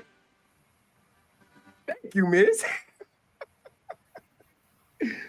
Clayton, how you doing today, man? Hey, we're back in football. We're playing some football. You going? I know you're gonna be in Chicago. Yeah, I'm excited. Wow, what an intro there with the sound effect. Yeah. It's been a while since I've been on a Thursday, Clayton, so I figure I got to give everyone the proper due. I love it. I appreciate it. Yeah, it's great to be here. Great to be talking football. I'm excited for football on a baseball diamond. I've never been to Wrigley, so it should be fun. Oh, wow. You're killing two birds with one stone. That's right. Did you ever play on a baseball diamond, Jamie? I did. It was in it was a Green Bay game. I think we were in Milwaukee, or I think it was name some cities in outside of Green Bay. Milwaukee, Madison. No, it was Milwaukee. It was Okay, Milwaukee. then We he was played. in the We good played in land, Milwaukee, as they and call we it. were on the Milwaukee. same side. We were on the same Jamie, side. did you ever play up in Oakland with the Raiders when they shared the baseball field? Oh my God! Yes. I played there. I got sand all in my uniform, man. I know. It was crazy, man. It's crazy. Yes, I'm that old, Clayton. Yes, you called me out. Well, that's the first one I thought of. I remember watching games there, so on TV, and it's always interesting. But this, at least, there won't be the dirt on the actual field this time. They got the sod coming in, so it should be a little bit better condition. Yeah, they don't want to turn. That's an iconic field, and they don't want to tear that field up as well. And they want to have a great game. Hey, Clayton, this is a great game to have at this time. It's the Jewett award winning to get a chance to win. So, I mean, this is going to be an interesting game. Yeah, and well, think of it. Michigan hasn't lost a rivalry or trophy game in a while. Right. They beat Northwestern last year in Minnesota to secure those trophies. At Michigan State, they've won 4 in a row, and Michigan State hasn't even won a game in 5 years because all their wins are vacated. They didn't have many wins, but they all got vacated. The man speaks truth. I know the man speaks truth, but he takes shot right now. Shots fired. But it's the truth. Well, it's 10:50 in Ann Arbor. You got to take a couple shots every now and then. But then Ohio State, right? Michigan's beaten them, and they have an opportunity to do that for a 5th straight time later this month. So, it'd be nice to hang on to the George Jewett Trophy. You're 3-0 in that, or 2-0. Sorry. Playing for the George Jewett Trophy, one of the newer trophy games in college football. Actually, Michigan's got the Bussin' Bowl trophy too over there. Yeah, we got the Bussin' Bowl. Yeah, so they've got possession right now of all of their trophies, and this would be a big win. I mean, you kind of say it every week. Once you pick up that second loss in college football and you're in the Big Ten, and you still have a chance at the playoff, but you have to win out. Every game is a massive game, and we were talking about it before Purdue, and Purdue hadn't won a Big Ten game in 2 years, but they're all big right now because it's kind of playoff mode. And then on the Northwestern side of things, they have had an okay season, right? They're 5-4. They had a 4-game win streak at one point. Now they've lost 2 in a row, but they're coming back, quote unquote, home to Wrigley Field, and they're looking to become bowl eligible. So they're going to give you everything you got as well. Yeah. Again, you're listening to Clayton Safey. Clayton, let's talk about this. What are you expecting from, they're coming off a bye week. Everybody was a little down after the Purdue game and everything like that. They were on, they weren't look, for me, when you talk Underwood, to me, I'm saying he's hit the wall. He hit the freshman wall. This was a good time for him to get his head straight, to get ready. I think this young man you're gonna see a different young man in this game, in particular game, that he'll be able to do some things. Yeah, I mean, just since he didn't play well in the last couple, doesn't mean he's not capable of playing pretty well. Because I keep bringing it up, and we probably talked about it a couple weeks ago too, when it was like his best game was the Washington game, and then he had some of his worst games. Right, that's going to happen when it's a freshman quarterback. It's not progress isn't going to be linear, so he could come out and play his best game this week, or maybe it comes at Maryland next weekend, and this weekend is just a solid performance or whatever. It's hard to predict how he's going to play, but I would hope, and Chip Lindsey, the offensive coordinator, talked about it yesterday, that they need to shore up the pass protection. That's been a big factor when you think of the struggles that the pass team has had. And then Bryce Underwood, going back to some of his fundamentals, the footwork, decision making, you can't turn the ball over, especially in the red zone. And then, just seeing the field, continuing to progress in reading coverages, all those things that are tough for a freshman quarterback. So I don't know exactly what to expect, but I think right now it's a nice luxury to have that the run game's been this good, and you knock on wood and hope that Jordan Marshall can stay healthy, but he's a special running back. And not every freshman quarterback in the country that is starting has, someone who you can rely on like that, whether it was Justice Haynes early in the year or Jordan Marshall now, and the offensive line's getting better at run blocking, and you got guys like Max Bredesen and Jalen Hoffman getting in there blocking. So at least you have that and a good defense. Bryce Underwood has not been the reason why they've, solely lost any of the games they've lost. Oklahoma and USC, he didn't look great in either, and he surely made some mistakes, but I don't think, he was top of the list in terms of the reasons why. And there have been a lot of games where he wasn't top of the list, the reasons why they won. But that's almost a good thing in a way, because it means you have talent around him, you have a good defense, you have a good run game. There's that infrastructure in place so that he can continue to grow. Yeah, that's what I would think. But we have different fans, and with the advent of the NIL, people with the money that he's said to be making, everybody's gonna look at him as the quarterback, as the guy who's making a lot of money, and they're gonna point the finger at him. Yeah, and I understand that. I think I talked about it with you on the show when he signed, and probably back in the spring. And to me, once you get to college and, everyone's getting paid now, some more than others, clearly he's getting paid, probably over 10 times more than a lot of his teammates that are starters, maybe, right. Who knows what they're making, but you just have to, at the end of the day, that money doesn't help him play any better. Maybe it motivates him in a certain way. But he's a freshman like anyone else. He's going to have his ups and downs. I was watching a Saturday night, California against Louisville, and Cal goes in and they beat number 15 Louisville in overtime. It was an awesome game. And Cal's freshman quarterback, Sagapulotele, which is a fun one to pronounce. I'm glad you he said was awesome. Yeah, exactly. I had to practice that one. But he was awesome in that game. He threw for 350 yards. He had the game-winning touchdown in overtime at the goal line. He made a nice throw. And then I'm looking okay, how is this guy done? Because you'd kind of heard about him a little bit, but hadn't stayed up to watch all their games, admittedly. And then I look at the week before they lost to Virginia, and he had a bad game, multiple turnovers, right? He might have been the reason why they lost. All these guys that are freshmen starting, and same thing with BYU's guy, Bear Bachmeier, which is another great name. He, didn't have a great game when they got blown out last weekend against Texas Tech, but he's had great games in the past. We can't only watch one freshman quarterback. There aren't many of them starting in college football, but when you take a look around the country at the other guys doing it, it's one good game, one bad game, two good games, two bad games, whatever it is. So you just have to take it in stride. I know he's going to make a big jump next year, but I understand that when you have the college football playoff hanging in the balance here, you want results right now. You want to see it. We all do. I would love to see it. I was certainly sitting there two Saturdays ago, being pretty critical of some of the decisions he made and all that. It doesn't mean we can't break down what happens in the moment, but big picture, I think some of these struggles were to be expected, as frustrating as they can be in the moment. Yeah, well, as a freshman at 17 coming in and now just being 18, I expected some type of drop off that was going to happen, and and with the advent of bye weeks now, he was going to be able to get his composure back, and he didn't have to suffer through the rest of the season. Wondering about that. With a bye week, you can shake this off, get this going, get this bad juju out and everything like that. So my thing is that they're going to, first and foremost, they got to run the ball, and Jordan Marshall is your guy, but you can't just depend on Jordan Marshall. There's going to have to be some other guys that are going to be able to run the ball also, right? Yeah.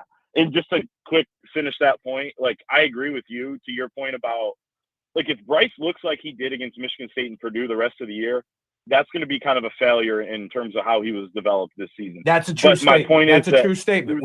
Well said. Right. Well said. We can all agree on that, and we all have to wait and see what the results are. But if he doesn't, or I'm just saying that it's possible that in the next 3 weeks and beyond, whatever they have in the postseason, that he makes a jump, or that you see some ups, you see some downs again. Like I don't think it's gonna just be the Purdue game over and over, but because we've seen him play better than that. Yeah, that was my point, I guess. But no, you're right. Yeah, and then back to the running backs. I think that I'm a little concerned about what's behind Jordan Marshall, just because of the lack of experience. A true freshman in Jasper Parker, Bryson Cusdahl, who's from near where I'm from in West Michigan, a former walk-on, looked pretty good against Purdue late in that game. I thought it was a good showing, but pass protection was an issue. I think each of those guys had a bad play in pass protection where they allowed a pressure, and how important that part of the position is that probably doesn't get talked about enough. Right. And then, just the lack of experience, like they got to hang on to the ball, man. They got to be able to, if Jordan Marshall cramps up like he did at the end of the Purdue game, they got to be ready for some big boy carries. Is it going to be a 3rd and 2 when that happens? When, let's say Jordan Marshall's helmet comes off before a 3rd and 2, maybe you burn the timeout if it's in the first half, but it may be a big boy carry that they're in there for. So it's definitely something to watch this weekend, and will be a decent test because they may need those guys to get a little more experience and more comfortable going into the biggest games of the year at the end. Namely Ohio State. Yeah, absolutely right. But the pressure that's on these young men, that they put pressure on themselves. What is that like? Because they're putting on each game is looked at as a playoff game, and the pressure that these young men put on themselves. I mean, they know they got to beat Northwestern. They know they got to beat Maryland, and then that's the game that they want to get to win their championship, to move on, to get into the college football playoffs. Yeah, no doubt. And man, the good thing is, like, as much as I, just mentioned there, the concern about the depth at running back, the good thing is you have a starter now in Jordan Marshall, who started the year as a backup, that's better than most starters in the country. I think he's 5th right now in the Big Ten in rushing yards. Justice Haynes, who's missed 2 out of the last 3 games, is still 3rd in the Big Ten in rushing yards. So you had really, the duo that we talked about leading into the year, it lived up to the hype. When those guys are healthy, they're 2 of the best backs in the country, in the conference. So at least you can lean on Jordan Marshall. And I know Sharon Moore talked earlier this week about, if we have to rush him 25, 30 times, we will. And then Chip Lindsey said yesterday that, we'd ideally rush him 20 to 25 times, or 20 to 25 touches, and he included receptions in that. But you never know. If he has to go more, man, you got to lean on him. If he has to carry it 34 times or whatever it is, I think you do it. And there's nothing to save him for anymore. These are playoff games, like you said, Jamie. What's the most you ever ran in a game? Do you know that number? Because I feel like they were higher back in the day. I was at 20. I got 28. Okay. And how'd you feel after that? Well, I was sore. But I answered the bell on Sunday. I did go down and tell the trainer I'm fine, and he goes, "No, you get your butt in here," because I wanted to go get some lunch and or brunch, and he was like, "Nope, get in here. We need to make sure." So that's what they did. That's one of the differences now. I feel like these guys are mandated to come in and get the treatment and all that. And but was it worth it, Jamie, to carry it 28 times if your team won the game? Yes, absolutely. Yeah. I mean, you want to be that guy. Everybody wants. Here's the thing. The one thing, Clayton, and this has not changed. You want to be that guy where the team puts the ball in your hands and you got to carry the team. That's the thing. You're not trying. It's not being selfish. It's you and those 5 guys in front of you and the wide receivers and getting it done. That's a team effort. When you move the ball, getting it down the field, however you do it. Maybe it's a long run or maybe it's 5 yards at a time, but you're getting it done together. Right. And I think Jordan Marshall has that mentality down. Like, he is a warrior. I mean, I've never seen a back run harder at Michigan, and I was close to making that. And then the last game, I said, "Yep, I think he runs harder than Hassan Haskins." No, Hassan Haskins was running harder. Wow! No, that's a. Man, Are you I sure? think so. Are you I think sure? it's neck and neck. Do you not remember You have Haskins a little high. how Hassan played against Ohio State that game, I do. 2021? I'm not saying he's better yet. No, I'm not saying he's better yet, but you're saying he is hard. He is a hard runner. I'll put him in the same category, but I'm not I'm not saying no. He's in the same category. I'll give you that. Okay, that's fair. That's fair. I mean, you know better than me, but I love watching Jordan Marshall run because he empties the tank every single play, gets back in the huddle, and then leaves it all out there again. It's fun to watch. Like Justice Haynes has that home run ability, and so does Jordan Marshall to an extent. But there's something about watching a guy who just wants to be the baddest guy out there and is the toughest MFer out there, and he carries that mentality with him every single play he's out there. No, you're right. He runs angry, like Butch Woolfolk. Mm-hmm. He runs angry. Butch Woolfolk ran angry because he was angry for real. That's fair. It lines up. Big Sweet, I'm gonna tell you why Butch Woolfolk was angry. So I guess Bo promised Butch he could run track. So he let him. So he went and called Bo on it, right? And said, "I'm leaving if I can't run track," right? And Bo goes, "What?" He goes, "I want to run track." He goes, "Okay, you can run track." Every year Butch was here for 4 years. Butch was the 8th tailback coming back from when he didn't play in spring ball. So that's why Butch was so angry all the time.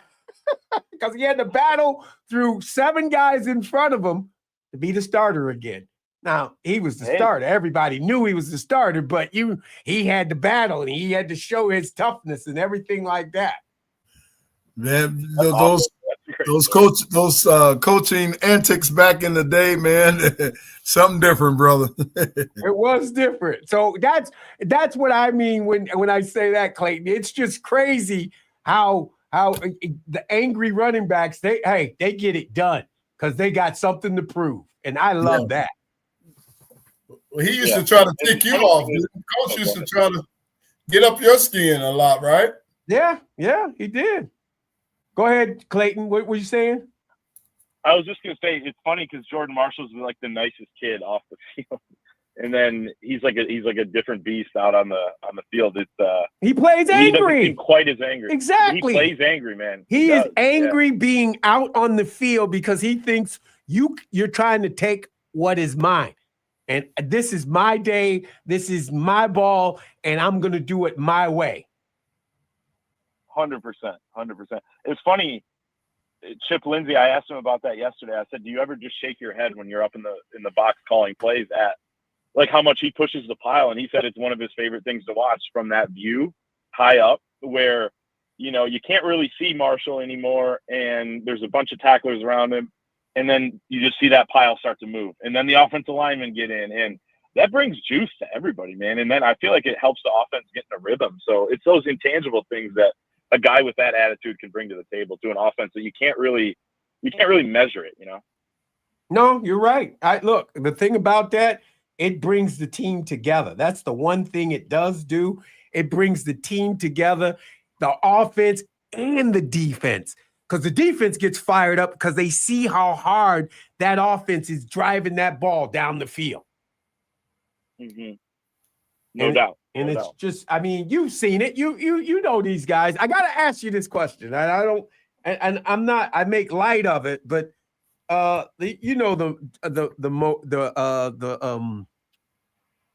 offensive lineman award. Yeah. Yeah. Michigan made the semifinalists of that. What did you think? No. I'm sorry. We got 3 redshirt freshmen. I'm sorry. What? Who's watching this and who's judging this? Well, what they're watching is lack of tackles for loss, lack of sacks, rushing yard totals. Like, are they watching every offensive line in the country that closely? Probably not. No, they're not. So, here's the thing. Here's an amazing stat, and just to make this whole show about Jordan Marshall, is he has 1 negative rush all year out of I think 124. Get out of here! Right now. Serious? And that's a lot of and a lot of that is him, right? But the offensive line gets credited for it. in an award like this. So can I definitively say they're not one of the top 10? No, because I haven't watched all the teams. But I have watched Michigan's O-line pretty closely, just like you have. And I would say, having watched a lot of college football over the years, including Michigan's lines that did win that award, Yeah, right. I'd be hard to believe they're top 10, right? But I don't know how much it matters. No, it doesn't matter. I mean, look, when we won that, I'm going to say this. When we won that award with those two teams, we didn't win the national championship. When we didn't win that award during those 3 years, we won the national championship. So take it for what, and you know what who it's won worth. that award? You know who won that award when Michigan won the national championship? Washington. I did not know that. Yes, they had the Joe Moore.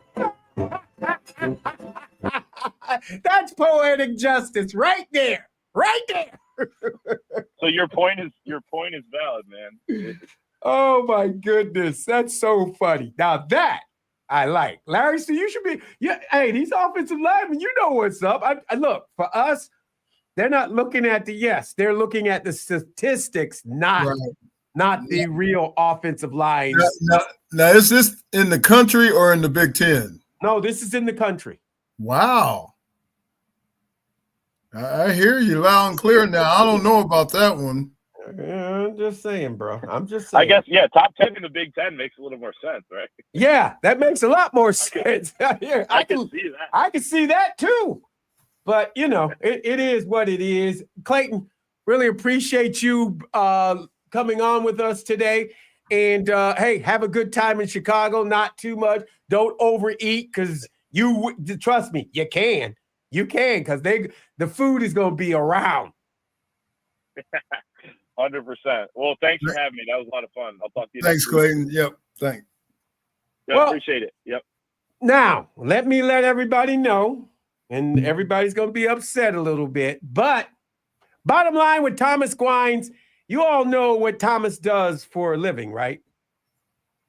He's a Washtenaw County sheriff. So he's pulling another shift. And that means Rodney, you can't have a roadie, bro. You better not have a roadie. I gotta get all the other voices down like I got yours, because Thomas got that that soul trained sexy voice, Hey, we know Thomas Glines, and I'm here, with Jamie, and what's his song by what's his song? Don Cornelius. You hitting him with Don Cornelius? You saying he's like Don Cornelius? Yeah, he like Don Cornelius, man. Soul Train. You know what I'm saying, man? Don, the bottom line with Thomas Glines. You know what I'm saying? He hit you with those words too, boy. I'm like, wow. What are you saying? Zuciferous and all them other one show I wrote them down. I forget. I kept a tally of those words. And Jamie, what I'm saying is the offensive line, it's got to become better. And our coach,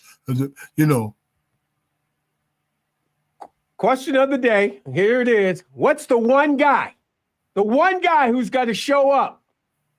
And don't say Bryce Underwood. I don't want to hear Bryce Underwood. We already know that one. Who's the other guy? Who's the one guy, offense or defense or special teams, that's got to show up to this Northwestern game? Who is that one guy? That's the question of the day. We'll come back on the other side and open the lines. You're here. You're listening to the M Zone on the Big 1050.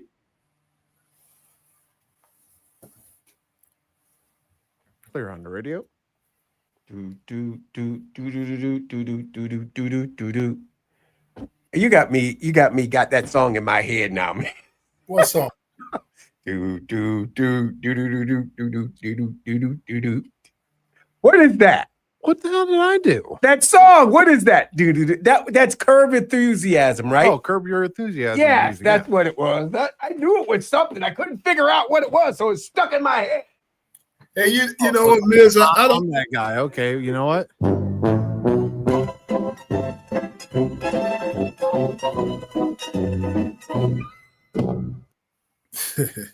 Not even the full amount of it. I cut it out short, but I'm the guy. I'm the one that's a problem. You know, a lot of the times I don't hear a lot of that other audio you do. So I don't. That's why I don't necessarily comment or hear. I don't necessarily hear it. Oh, okay. Yeah. For the most part, I mean, like our return music stuff, like I can't get any of that on like the over the stream because of copyright infringement stuff. So I got you. Okay. Yeah. Yeah. and I know when it happens because we'll get a notification. I'll get a notification on the social saying, "Oh, part of your video may have been muted." Hey, I wrote a song called "On Top of My Game." I'm gonna send it to you and Jamie and see what y'all think of it. You know, you might want to use it as a one of the songs on the show or something. I don't know. Hey, I'm always down for changing some things up or whatnot. You know. So it's called "On Top of My Game." I'll send it to you guys. Okay.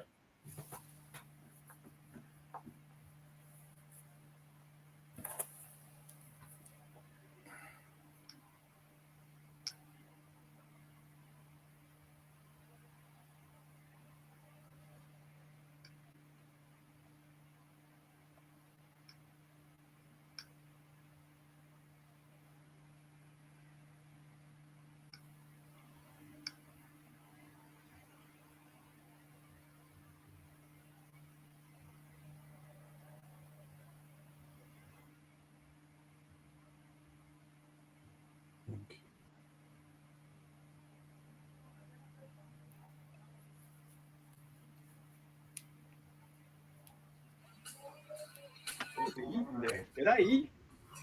I did. I had a biscuit. Today was an eating day, so I did. I had a biscuit with egg and cheese, and I had a protein pack. It was good. It was good too, boy. It was good. That wasn't good. I'm hungry now, man. I'm gonna find something to eat. I tell you, today was the eating day. I kept to myself. There you go. Should have had a salad or something, but I didn't. But I should have been having rabbit food, but you didn't have rabbit food. I will have a salad tonight. You have your salad. Your salad is good.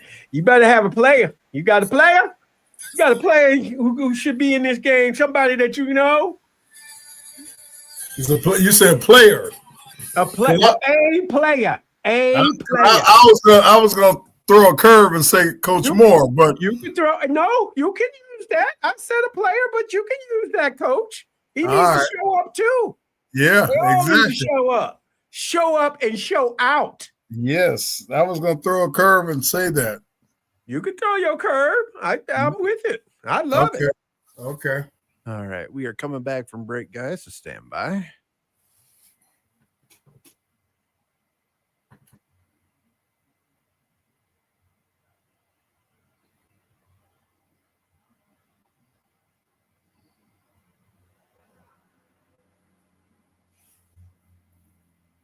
This is the M Zone. And welcome back to the M Zone. Jamie Morris, Matt the Hitman Missler, best guy in the Bizzler. And you got Big Sweet on the West Coast. Yeah, 77 degrees. It's warm today. I just want you to know it's warm. It's warm? It is warm out. It's like a 40-something degrees, 734-998-1050, 734-998-1050. You know what? I'm going to curve it up for you a little bit more. A person on the Michigan squad, this year's Michigan squad, that you think that needs to be that one guy, the step-up guy. Who is that guy? No, not just a guy. It could be a trainer. It could be a lifting coach. Someone. Who is it? Are you asking me first? I'm asking you first. Chip Lindsay? Yes, because I tell you why. When an offense isn't necessarily doing what it's supposed to do, or as well as you think it is supposed to be doing, the coach has to become the differentiator. Okay, I got you. I.e., the Detroit Lions. Their offense was stagnant, and look what happened. Okay. What happened? Dan Campbell got involved, and da-da-da-da. So I think it's on the coach, the offensive coordinator, since Sharon might not call plays again like he used to.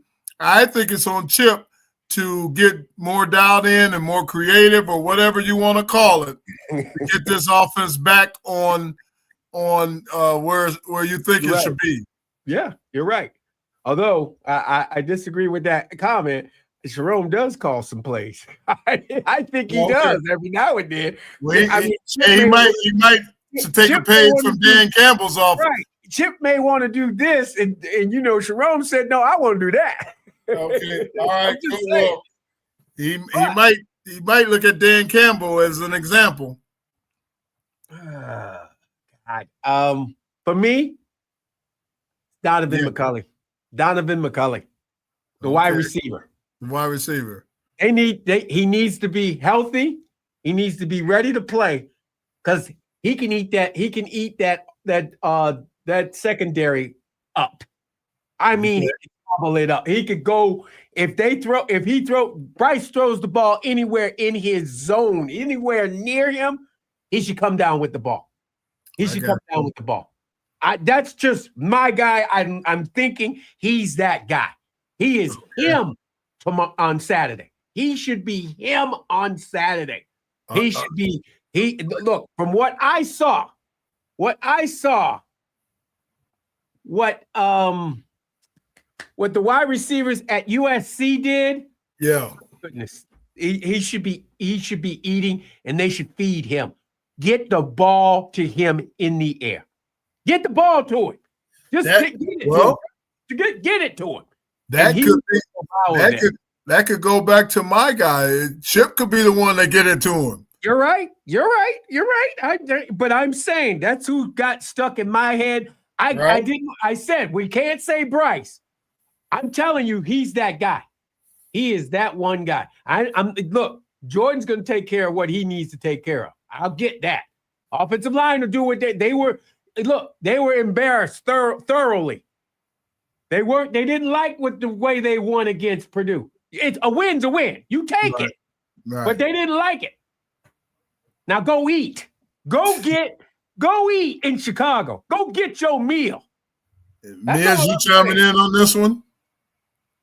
Yeah, I just figured I'd let you guys cook. I'm just rambling. You know me, I'm rambling. Go ahead, bro. Yeah, I figure I'll let you guys cook, because sometimes the kitchen needs it. I don't want too many. I don't want to have too many chefs in the kitchen. That's all I'm trying to do. That's all I'm saying. Okay. For me, and I mentioned him yesterday on the air, Jamie. I think we've been waiting for him to have a breakout game, and he's due for one, and that's at the also at the wideout position. Yep. Also a special teamer in Samaj Morgan. Yeah. I think all the keyboard cronies have been out there, all the Twitter trolls, the X gonna give it to you just to get the hell out of there, guys. Mm-hmm. He reads the stuff. We all read the stuff. He does. And one of these times, he's gonna put your nose right back into that excrement that you put out there on the socials, and you can come back and go, "I'm sorry, I apologize." Mm-hmm. And I hope it's this week, right? And it turns into this week, and it turns into next week, and it turns into the most important week of them all, the Saturday after Thanksgiving, right? So let this be the first week that Samaj Morgan steps up and becomes that guy. Let him show up at Wrigley, look across the field, look at the stands, the haters that were talking some you-know-what to him, and say, "I'm that guy. I'm him. I'm Timothy Chalamet." Well, Jamie, as I put things together, as Thomas, as I usually do every week, I think the offensive line should get their similarity together and have their vociferous attitude toward the one guy, the center in the middle of attention. And I think that's what we're going to have to do. And I'm doing my Thomas Glines impression right now, because we miss him, and we think We need him there, and I cannot use the big words that he used. So I will turn it back over to you, Jamie. Thank you, big bro. We're gonna pontificate everything that comes around on the ground game, and then by the end of it, hopefully we're all celebrating over at Moe's Cantina or wherever the hell we're gonna be celebrating at. Maybe you can join me over at Frazier's Pub. We'll have ourselves a couple bevs and host a good classical of some good brown liquor. Miz, did you play my opening song, my Stevie Ray Vaughan song? I forgot to pull that one out, but bum bum bum bum bum bum bum bum bum bum bum. You guys are nuts. You guys are nuts. We got to wild somehow, so might as well wild out this way. Exactly. It's got to be somebody somewhere. We got to pick. You got to take a player. You got to look, or somebody for that matter. We need somebody to step up and step out and get. But wow, get out there and do your thing. I say it's Chip. Chip gotta be that difference maker on the play call and to get it to these folks that you guys are talking about. No, you're right. Because McCulley. I know he got hurt in that Purdue game and he walked off and he went up into the tunnel. I remember that. And I need that young man to come on back. Come on back, do your thing. You health. Hopefully you healthy, you ready to ball out, dog, because we need you. Remember they were calling him out, Miz? They were calling him out and he finally came through. He had a breakout game. Right. I need a game like that. That's what I need. I need a game like that. A game like that. And I think one of those guys in the wide receiver room is going to have one of those breakout games. But, it's just a matter of, who's going to step up and show out and be that guy. And, it's just a matter of time. I know it's extremely highly doubtful for it to happen. But, I would like to see Justice on the sideline. You sent Larry and I the stat on the Big Ten. Dude, it's crazy, isn't it? Justin Taylor still is third place in total rushing yards in the Big Ten, and he's missed how many games? Yes, 3 games. You can tell. If he didn't have that, if Justice doesn't have that injury, you're looking at a potential Doak Walker, finalist right there. Yes. And thanks Alabama. Thanks for giving him up, and we gonna treat him good, just like how Green Bay decided to treat first swag Kazakage, wrong. And we brought him over here to Detroit and he said, they treat us good. They feed us right. Man, it's like getting a new girlfriend. We're going to treat them right. Because that's what Michigan does. Doesn't matter if it's Detroit or Ann Arbor. We're going to treat them right. 734-998-1050. 734-998-1050. Hadley, what's up, man? Hey, what's up, my man? Where's Mustafa? Is he hanging out on the bridge or what? I don't know. He'll call up when he calls. Call when he call, man. What? Well, no, why you gotta call? Why you gotta call people out, man? You call. You do what you gotta do, player. Yeah. Oh, he's the number one man. So we need his insight. I want to find out how he feels about this Michigan State scandal thing. Oh my gosh, he must be jumping with joy. Wouldn't you think so, Jamie? I think so. I think he is. And I think he would love the way they made it, hey, if you are an ineligible player and you play in games, we will vacate your wins. Vacate your wins. If you don't, if you're good to go and you do something wrong, oh, well, we're going to do this, and we're going to fine you. We're going to fine you. I find it interesting with Ira. When I listened to him this morning, he was asking Ohio State, they had to vacate some games with Tattoo Gate. They did. Penn State had to vacate some games with their little thing, but Michigan's never had to vacate any games. Well, at least they were legal. Their players were legal to play. They were not illegal to play. That being said. Well, I'll tell you who has to step up, and I'm sorry I can't think of his name offhand, but who's our normal punter? Punter 1. I don't know. I don't have the roster up Hold in on, I front of gotta me. look for the roster. I'm getting it right now, actually. So it's the guy that was a soccer player. That's what I can remember, at least. He was a soccer player turned punter. As I've kind of milked this out, trying to scroll through here, special teams does need to step up. I mean, we'd love to see.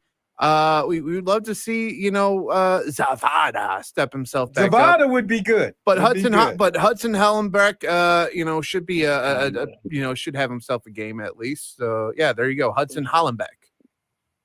All right, appreciate that. Does he handle kickoffs too, or just punts? I think he just does the punting. I can't remember. I don't know. Well, anyway, Probably. Jamie, he's the one that's got to step up. So you need the punter to step up. You need the punter to step up. He has not done well, and other punters that we've had in the past, and especially against that Purdue game, he kept shanking him and 20-yard punts and whatever. Yeah, he's got to do that. And if you remember, Jamie, when you talk to Gary tomorrow, ask him with the punting, is the wind going to affect this any? I will. Okay. Because he said the winds were going to be pretty strong at times. So, that's going to affect the punting in one way or another. And if he shanks one off his foot and it goes 10 yards, not good. Yeah. But I think he's the one. What about Barnum? Is he supposed to play? I have no clue. I would imagine that he should be good to go, but obviously we'll know more tomorrow but Saturday when the injury report comes out an hour before. So this is a friendly reminder to listen to the CHAP on-site fielding countdown to kickoff live from Moe's Cantina on Saturday, starting at 8:00 Eastern Time, 7 Central, right here on the Big 1050 WTK. And when the injury report comes out at around 10 o'clock tomorrow on Saturday, you will know, just like every single one of us. Answer this question for me. How come the NFL can release a injury report to let everybody in the world know who's injured, but the college, I know college does it too, but they seem to be very secretive about who's injured and who can't play and all that stuff. And I just wonder why that is. Is it because of fantasy football? No, I think with the pro stuff, it's more of I'll be honest, Adley, I have no clue. I think that, it's you could probably get away with, not releasing an injury report until the day before a game if you wanted to. But I don't know why it's different in the NFL compared to college. Close to it. But the NFL, it supposedly is very strict thing and a rule, and a lot of coaches are figuring out ways to get around it. Doesn't practice have a lot to do with it in terms of if they're allowed on the field, if they're not available, Larry, if that's the case with the NFL? Yes. Yep. And who practices and who doesn't. And, but everything is, what am I trying to say? Everything is, can be bypassed. And the NFL try to keep it stern by finding teams that don't, do it properly or don't report an injury, that kind of thing. So I think NFL takes it a lot more serious than the NBA than the college, and I think that is because of gambling, and what could be the ramifications behind it. So I don't know why on the collegiate level it's not as serious as it is on the NFL level. Miz, have you've been to Wrigley Field before? I've been there for a couple of baseball games. For a couple of Cubby games, but obviously this would be a first for football. So do you have to drag that big old desk to Chicago, or you guys got other setup? Oh, hell no. I'm not. Listen, the last time I was a solo act to move that big old desk that you may see on game, when you come up for tailgate or have seen in other appearances. Last time I was a solo person, I threw my back out, and that would be a hell no. Wait a minute. Are you taking the desk? No. Okay, good. No, good. The fine folks the fine folks at Moe's Cantina are gracious enough to give us a couple of high top tables to do our broadcast from. So that is good there. So I am bringing a cover to show that we are the Big 1050, and that's really about it. Okay, I just making sure. That's a good question. Yeah, no, I'm not bringing that thing around. Nope. I'm not renting a U-Haul to go get it from Joe's garage to try to load it up by myself and all that stuff. Nope. I'm utilizing what they are providing us over there at Moe's.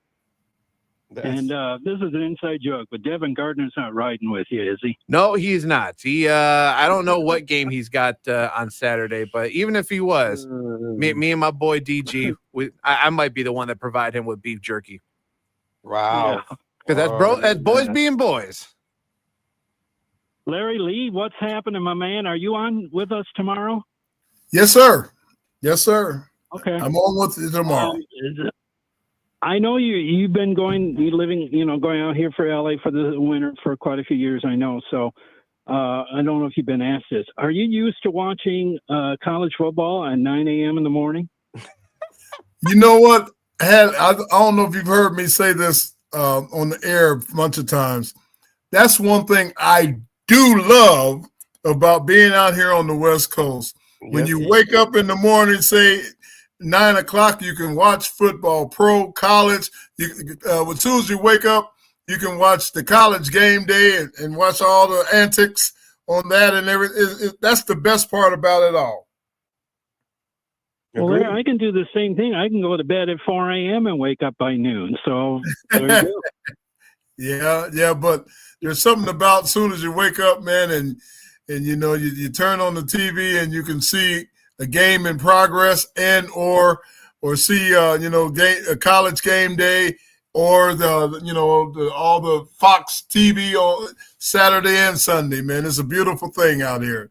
That's what I love. One of the things I do love. Yeah, I know, and I bet you do love it. And that's why I asked if you were on tomorrow, because I wanted to get your impression about your game Saturday, and that should be interesting.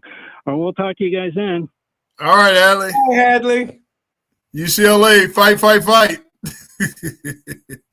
Who are they? That's right. I was about to say who they play, and I forgot. They got the Buckeyes in Columbus. They got the Buckeyes. Yep. They're in Columbus. Yeah, I'm surprised. Once upon a time, that would have been a great game, but I'm surprised that they're not. I digress. I'm surprised Ohio State fans aren't complaining about the fact that it's a night game. Yeah, but they won a night game, remember, Miz? But it's in November. It's a night game. It's mid-November. It's going to be cold. We're going to get the flu. They can drink all day, Miz. They can drink all day. That's all they care about. Maybe my boys can soften them up for you guys coming up in a couple of weeks. I'm okay. I'm cool with that. Yeah. Okay. I'm okay with that. Yeah. Let's make that happen. We tried to do the best we could with your cross state the key word in that phrase was maybe. I mean, we tried. It didn't work out all that well for us. It's not. You know what? That's not always. It's good though. It's good. It's all good. It'll be all good in the Buckeyes hood. In the horseshoe, the toilet bowl, as you guys call it. Yeah, that's what I call it. You got that. That's what's hip. I'm hip with that. 734-998-1050. Give us a call if you want. And, hey, did you guys see? Miz, your guy won. He won his second one in a row. Oh, yeah. Oh, yeah. Tarek Skubal back-to-back. Is this his last? Is this his last? You gotta pay him now. Well, I mean, they're going to trade him now. Did you stop putting that juju in the I'm universe? not trying to. No, I'm not saying. You are. I'm not. I'm really not. But look, if they had the chance, they had the chance earlier this year. They had the chance. That is an interesting thought. That is an interesting thought. If you're the Tigers management and you got this guy, you can make your team better by going to get maybe 3, 4, 5 players for him, or do you pay him? See, here's the thing. I mean, don't get me wrong. I am open to the cut a blank check, right, and tell that man how many zeros. Yes, I agree with you. I've fully agree. Pounded the desk about that, but they're not going to do that. Again, I've said this many times, and I know his sister is a regent here at U of M, right? But knowing the history of Chris Ilitch, yeah, he probably will not do it, and he might give up Tarek Skubal for a bucket of Cracker Jack. And what I'm saying is that might not be all bad. It's all bad. It's just That's another chapter of the Tigers give away amazing talent for nothing. It's your staple. Okay, guys, put your executive hat on. If I can get 4 qualified guys, I want to get his executive hat too. Put your executive. There you go. All right. Wrong team, but you know. Yes, Mr. Missler. Now, I have 4 number 1 draft picks for your Mr. Screwball. I'd like to know your response to that.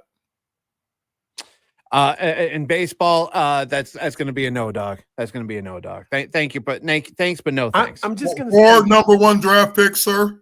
Thanks, but no thanks. I want talent now. Okay. I want talent now. So we need to go to a break. By the way, before we go to break, okay. 2 things. One, on March 27th at 3:21 p.m., Jamie Morris said the New York Yankees would win the AL pennant. So there's that. I didn't win. I didn't win. In a response to Derek Robinson, who posted on YouTube, we don't want to see Hudson, meaning Hudson Heldenbeck, the punter. So I agree with that. You know, that's a true statement. The only Hudson Hollenbeck highlights I want coming from Saturday is him going,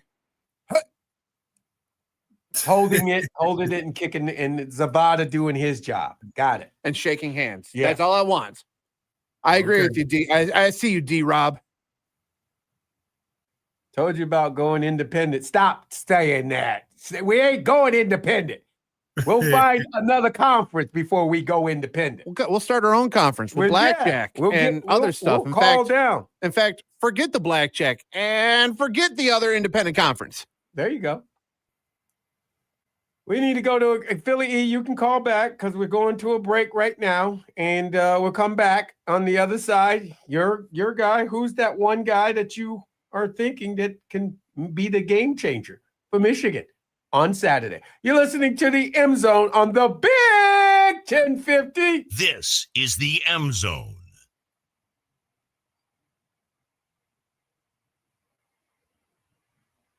God, they're on radio. All I know is Tarek Skubal should be in a Tiger uniform for the rest of his life. Just like they did Miggy, excuse me. That's what they should do to Skubal. And he's getting effed up because of a divorce or because of they don't want to do any damage. I don't know why Chris Ilitch is being very frugal with money. I don't get it. I really don't get it. And Mr. or Mrs. Less Toast Media, yes, the phones are open. You can call in. You know, I think it might have something to do with the divorce. If it's Philly E, that's of Let's Toast Media. It's not Philly E. It would be hilarious if it was. It would be. It would be hilarious. My God, I would fall out in my chair. I swear. Like, my goodness, are you for real? I would fall out in my chair if it is him. That being said, look, if Tarek Skubal does not get re-signed here, you will set the Lions back. You will set the Tigers back another 6-8 years. Depends on what you can get for him. No. You've got to, if you're going to do that, you have to get a combination of talent now and talent for the future. Exactly. Because he's still young. He's still in his late 20s. You look. It's a Verlander move. It's a Verlander move. Oh, it's beyond a Verlander move. It's Verlander. It's beyond a Verlander again. I was going to bring Verlander. I was going to bring that in the equation. Now, though, What is that number for him? It's 50. It's probably 50 million. Maybe 75, 80, maybe. Look, whatever it is, it ain't enough. That's a strong statement. Whatever it is, it ain't enough. Listen to me. What did the Toronto Blue Jays pay? Oh boy, what did they pay him? You got to define old boy. What's his name? It's Vladdy. Vlad Guerrero. Yeah. How much did they pay him? Let's see here. Let me go to the old contract. Let's go to. I think he got go to my favorite site, Sport Track. Vlad Guerrero Jr. It's a 14-year, I believe it's 500 mil. Exactly. Is that enough? Just look. Which I'm so down if they duplicated that deal, is that enough for Screwball? I think it is. That man, he just wants to be here in Detroit. You understand? Did you read the letter the man sent to the city of Detroit? Yeah. Did you read that right? There's not an athlete, whether it's Jared Goff, Amon-Ra St. Brown, anybody. They're not that guy. That is that guy. He represents Detroit. He represents Detroit. I agree.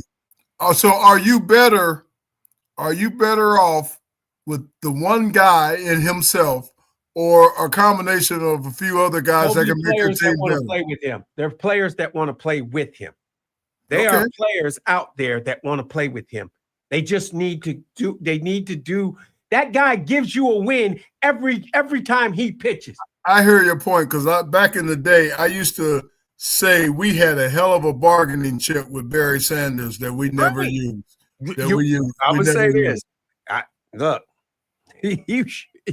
Barry was, and he kept coming back for the shit. We had a bargaining chip for this shitty team that he had in front of him. He kept coming back. We had a bargaining chip. I'm telling you, I used to go to Super Bowls and different things and run into players all the time. Lorenzo Neal, you remember Lorenzo? Yeah, I remember Lorenzo Neal, the fullback. One of the best in the league at the time. Yes. If not the best. I was at a Super Bowl. Lorenzo came up to me one time and said, Larry, look, man. He says, man, I've talked to Parcells. He was with the Jets at the time. Yep. I talked to Parcells. He'll take a 6th-round draft pick from me. Man, y'all come get me, because I want no. He said this. He said, I'll give my left nut to block for Barry Sanders. Dude, I mean, that right there. We're off that right there should tell you that that's a real man. That's what he said. You want to ball with greatness. Yeah. You want to ball with greatness. So I hear you. I'm just causing a little riff, just to talk about it. But I hear you. When you got a guy that everyone loves, the city loves, and he earned the right to get paid, you pay that man, and you build around him, because he's young enough.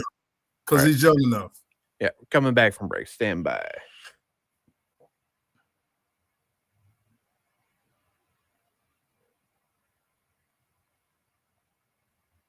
This is the M Zone. And welcome back to the M Zone. Jamie Morris, Matt the Hitman Missler, best guy in the Bizzler, and you got the left coast one. I know he's warm. He's in the sun, and he's doing what he does. That's Larry Lee. He ain't blocking nobody. He can block that sun right now, though. We don't need you to bring that sun back over this way, because we're about 20, 30 degrees cooler than you right now, big man. That's all I'm saying. Yeah. As I said the other day, I'm gonna go get my igloo cooler with my cold water and liquids and partake. It must be nice. It must be. All I'm gonna say is, and this is the last thing I say about Screwball. Look, he is what Detroit is about. He was gritty. He did everything. Teams that didn't want him. He remembers the teams that didn't want him. Tigers took a chance on him. He delivered. Now, you going to deliver back, or you just going to use him and trade him like bait?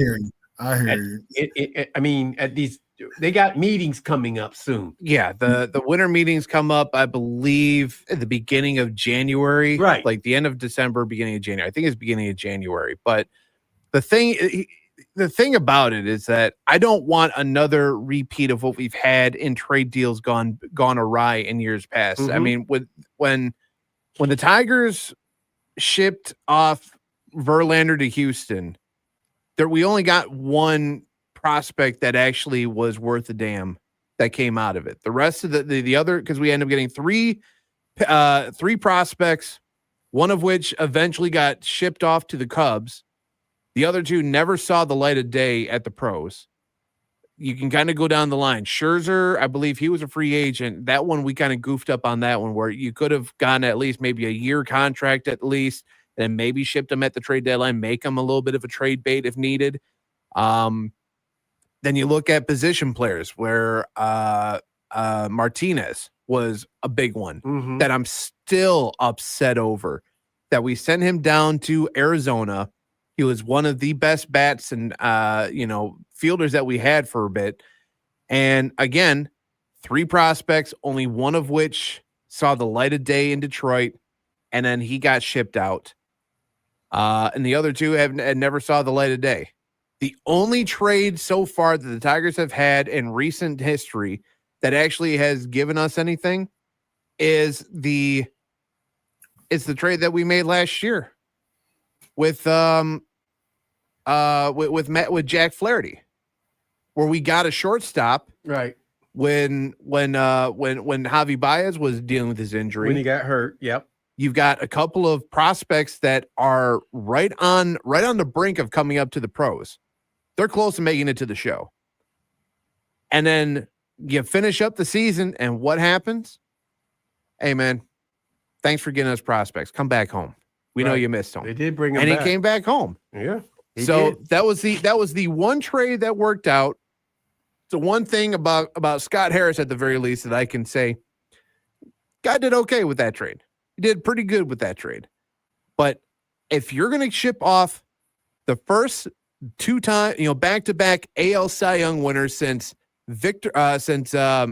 Pedro Martinez back in 99 and 2000, I need talent now that'll help me win now and give me some more promise for the future.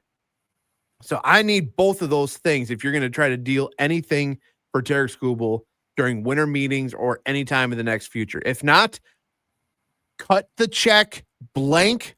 Say, how many zeros do you want at the end of your contract?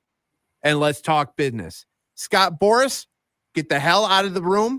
Let's if I'm Scott Harris, the baseball ops for the Tigers, I'm saying, Scott Boras, get the hell out of my office. I'm talking to my man right now. Mano y mano, man to man. No BS, no age. You can have your agent come and take a look at the contract afterwards, but let's talk business because we want you here in Detroit. I don't know if that'll happen, Miz. I know it won't happen. I'd love for it to happen, but I know it ain't going to happen. Right. Agents get in the way of this stuff. Yeah. And Scott Boras is one of the worst because he wants his talent to be under the bright, shiny lights of insert large media outlet here. He wants him in pinstripes. He wants him out by you over there playing for the Doyers. He wants him playing in the big marketplaces. He doesn't want him in Detroit, but we want him in Detroit because we found the talent that he had up in Seattle when he played for U of Seattle. We brought him here. We molded him. He's our guy. Kind of like how JV was. He was our guy. Right. So well, there's 2 lanes of theory. One is, what you could, like you said, like what you could possibly get for him. But then on the other hand, you do want to set the precedent that if you come here and you play well, you will get rewarded. Exactly. So that's, I told you, like I said off the air, I know we got callers and everything, but off the air, we had a bargaining chip back in the day with Barry Sanders that we never used. I used to go to Super Bowls and various meetings. And players would come up to me all the time. Larry, man, get me to Detroit, man. I want to block. I want to be in the same backfield as Barry Sanders. I want to do this with Barry Sanders. I want to do that with Barry Sanders. And and so you kind of use that bargaining chip. So it's a tough spot to be in. But if you want to set the precedent that if you do well, which the Lions do now, Brad Holmes has done a good job of paying Aiden and Panay and all those guys that deserve to get paid. They're getting paid. And that's the precedent that's being set there, which I think the Tigers might could learn a lesson from that. There you go. 734-998-1050. 734-998-1050. Can I take my GM hat off, by the way? You can take you can take off. All right, thank you much. I can talk regular now. At first I was talking, on masterful. We're talking business minded. Philly, what's up, man? How you doing? Hey, what's up, fellas? First things first. Here's the guy I want to step up. I want Mr. Klein to step up. He's been on a milk carton all freaking year. And, He's been hurt, Philly. He's been hurt. Yeah, I know. But, regardless of the reason, I got you. I want him to come back to full strength because, Loveland used to say that this kid could really run. And Loveland was a first-round pick. So if we could get him to run the seam, I think it'll open up a lot of things for our wideouts. That's number one. Number two, the best that we've seen Bryce look all year, I guess it had something to do with me showing up to the game, right? if you'd like to say that, sure. Why not? You already know I'm a rabbit's foot when I walk in that joint. You already know my record. It's impeccable. The best he's looked all year, the tight ends, the third and fourth tight ends stepped up. And Klein is our number one. So it stands to reason if Klein steps up this week, that will help Bryce look how Bryce looked against Washington. At least that's my theory on it. So the other thing is, we saw Bryce under center, and I kind of brought up, three-step yesterday. But, you stop and think about it. We're either in shotgun or in pistol. Boy, I don't know if you guys remember, but he was actually under center versus New Mexico. And they've never returned to that. And I just feel as though, and Jamie, you already know where I'm going with this, in third and fourth and short, you want your 6'4", 235-pound freaking quarterback to threaten the first 36 inches because that is what's most important. Not taking a snap flat-footed, handing it to another flat-footed guy. I don't get football today on short yardage. I just don't.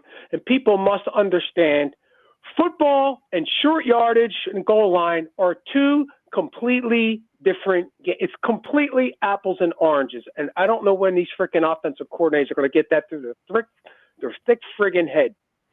And yeah, I'm talking to KOC too out in Minnesota. He's another dope that wants to throw on 3rd and 1. Anyway. What up, Kev? Yeah, he's pissing me off. He really is. Yeah, we're going to have our rookie throw 48 times, who's coming off an injury. Meanwhile, your friggin' running backs are averaging 6 yards a carry, and we're just going to run a 13. I mean, come on, stop with this. Anyway. Stop it. Get some help. So that's where I'm at with that anyway. I want to see Klein, or if not Klein, another tight end, return to what we've seen in the Washington game, and I think that will help Bryce. That's number one. Number two, you guys were talking about this, and this was burning my ass this morning. Okay? I saw the tape. I'm watching come under the screen. Little thing. Paul Skeens wins the Cy Young. Yeah. And what was the big deal that they were talking about? They were talking about NFL drama. That A.J. Brown's pissed off that he's not getting the ball. Right. It's like. That's your place. You live there. It should have went crazy. You're about to lose your best player. This is Cohen and Kenny in the morning. This is national. And here's what bugs me. Baseball doesn't get it. What do you think you are? You think this is LeBron announcing, I'm going to take my talents to freaking South Beach so they can hold the league can be in everybody's mind for an entire summer? Dude, The World Series, the Dodgers, they're a one-day story. After 2 days later, nobody was talking about the best World Series ever played because that's how the media views baseball today. So, and again, they set the precedent. Now, you're trying to tell me now that you want to announce all these important awards a month later in the middle of November with football, college football, and basketball back in the, and like, they don't get it. They don't get it. They got to stop this nonsense. They got to stop it. As soon as the World Series over, within 72 hours, they need to start naming these friggin' awards. And maybe you'll at least be a story for an entire week and not 20. This is in 1978, dude. It's just not. You know, the media and the country does not view baseball the same way. So the fact that they sit there and announce this crap in the middle of November is an absolute joke because this is 15 minutes of fame. Now, I know it's a big deal in Detroit because your guy won, but that's it. Nationally, nobody cares. It's scrolling along the bottom of the screen while they're talking about A.J. Brown. I mean, give me a break. So they need to wake up and smell the freaking coffee. Baseball's got to do something about that. And in terms of they've been talking about this all week, and it's really kind of bugging me that nobody's brought it up. They keep talking about this freaking number switch that USC pulled, and nobody brought up the fact that in the greatest college football game ever played, the 1984 Orange Bowl, Dave Burke and Mike McCashlin, they literally switched their jerseys during the game. Like, come on, this is the Mona Lisa of number switches, and they're like the greatest game ever played in college football. Nobody brought it up. So I guess it takes a dude like me, an old head like me, to bring this up. But I was disappointed that nobody brought that up. And again, that is just another element that goes into that game. And you already know there needs to be a 30-30 on that game because the impact that game had, all the backstories involved in that game. I know everybody loves USC Texas, and it was great, but it didn't have the impact on college football and the ideology and recruiting and rate. I mean, you name it. 84, blue blood versus new school, old school option out of the eye versus a pro passing game from a redshirt freshman. You never, ever saw that in the 70s and 80s. You trying to tell me now you have a redshirt freshman that's ripping apart the supposedly the team of the century? The only teams that threw in those days consistently like that was BYU and a little bit of USC, but not like a true freshman or redshirt freshman. Anyway, that's enough of that. I'm just saying that game to me is the greatest. And what's his name? Mr. Sweet. Yeah. The name that rankled my ass last week, by the way. Uh-oh. What's that? You dropped the name Gary Burley. Yes. You're a Minnesota Viking fan. Any true Viking fan that's at least my age knows that Fran Tarkenton was in a game where he was 17 for 17, and he ignited a sputtering offense at 37 years of age for a 42-10 victory over the Bengals. The problem was Francis had to leave the game because Gary Burley broke his leg, which forced Francis to come back an extra year. But it also ruined the NFC Championship game of that year because instead of starting Fran Tarkenton in Dallas, we started Bob Lee. How do you think that went? I remember that. Yeah. I remember that. Yeah, GB. You know what? I still talk to Gary Burley.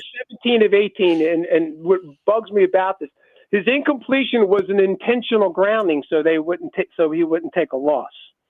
So, me personally, if it was a penalty, they shouldn't even count it. To me, he was 17 and 17. So anyway. For you, Philly, I'm going to call Gary and see if we can get him on the show one of these times. You, Gary Burley, really? You went just to piss me off, really? 12-year-old's heart. I still talk to GB every now and then. I was 11. No, that was 5th grade. That was 5th grade. So anyway, that's why Tarkenton ended up coming back another year in 78. I think he was going to retire that year if he had finished that year out in 77. But anyway, so I'm just going to have to see. But, yeah, the tight end, baby. That's where I'm at with that. Anyway, I know you boys got to close the show. Talk to y'all tomorrow. Go Blue. All right, Philly E. Thanks, Philly E. Appreciate it, bro. Appreciate it. I know we talked about a lot of things. And There is a lot that we talked about today. Yeah. Exactly. We got a lot in. And that's been my frustration. I'm sorry. I do like Struble. I think he is the epitome of but Detroit. I want to dissect all possibilities before I just give him a blank check. Do what you do. I'm gonna do my due diligence. Yeah. Well, we'll see. Because you're gonna come up with one thing. I'm gonna tell you this. You're gonna come up with one thing. As Miz said, let him go. Pay the man. Either pay the man or let him go. It's the thing. I mean, if they can if they can find a way to, like I said, the only way I would be okay with a trade happening is that you have to have someone or a couple of players to help you now, and a prospect or two that you can look at and say, these guys can help me in the future. It's not going to be as simple as, here's Terry Skubal, give us your top prospects, because that's not going to work out. When you look at other organizations, the Yankees are a prime example. They throw the money out because they've got that with their market and the luxury tax that comes with it. But in terms of like their minor league system, trash. Yeah. Trash. I want someone that I get, again, I'm going to need players that are going to help me now and in the future. And if I can't get that from any of the other 29 franchises in baseball, then I'm saying, Scoops, come on into the office. Let's talk business. You want to bring Scott Boras with you? That's fine. But here's a check. I want you to write down the number. Write down a number. And let's make this work out. All right. Yeah, look. And you did it without your general manager's hat on too. Yeah, I mean that's his general manager mind. It's in his head. It's not the hat. It's not the hat. He's dealt with this. This is Detroit. I've experienced this in my short lifetime of going, and here comes the heartbreak once again. Here it comes again. It's almost like after a Pistons victory, it's like, all right, when's this text from E Boogie coming in? Where is it? Oh, there it is. There it is. There it is. There's a picture of him sending a picture of Cade Cunningham again, saying that the Pistons won again. I know. I watched it surprisingly this time. I saw it. I seen it. But that's kind of how it's been. Speaking of things before we get out of here, guys, I don't know if you caught the news from the Lions, not player wise or personnel wise. They got a new person in charge of the Thanksgiving halftime show and the production for it. Really? And guess who they got? Guess who the halftime entertainment is? I know you want to leave me, but I refuse to let you go. You got it? The Temptations are going to be the Temptations. Yep. Yeah. But the person in charge of getting everything set up, at least for the next 2 seasons, some guy by the name of Marshall Mathers. Really? Y'all know him best as Slim Shady. Is he going to show Eminem. up? Is he going to show up? You best believe he's going to show up. I hope you got to lose yourself in the moment to own it. You never let it go. You only get one shot to not get the chance to blow. This opportunity comes once in a lifetime. Did I get it right? I think he's trying to follow suit with Jay-Z with what he's doing with the halftime show for the Super Bowl. Yeah.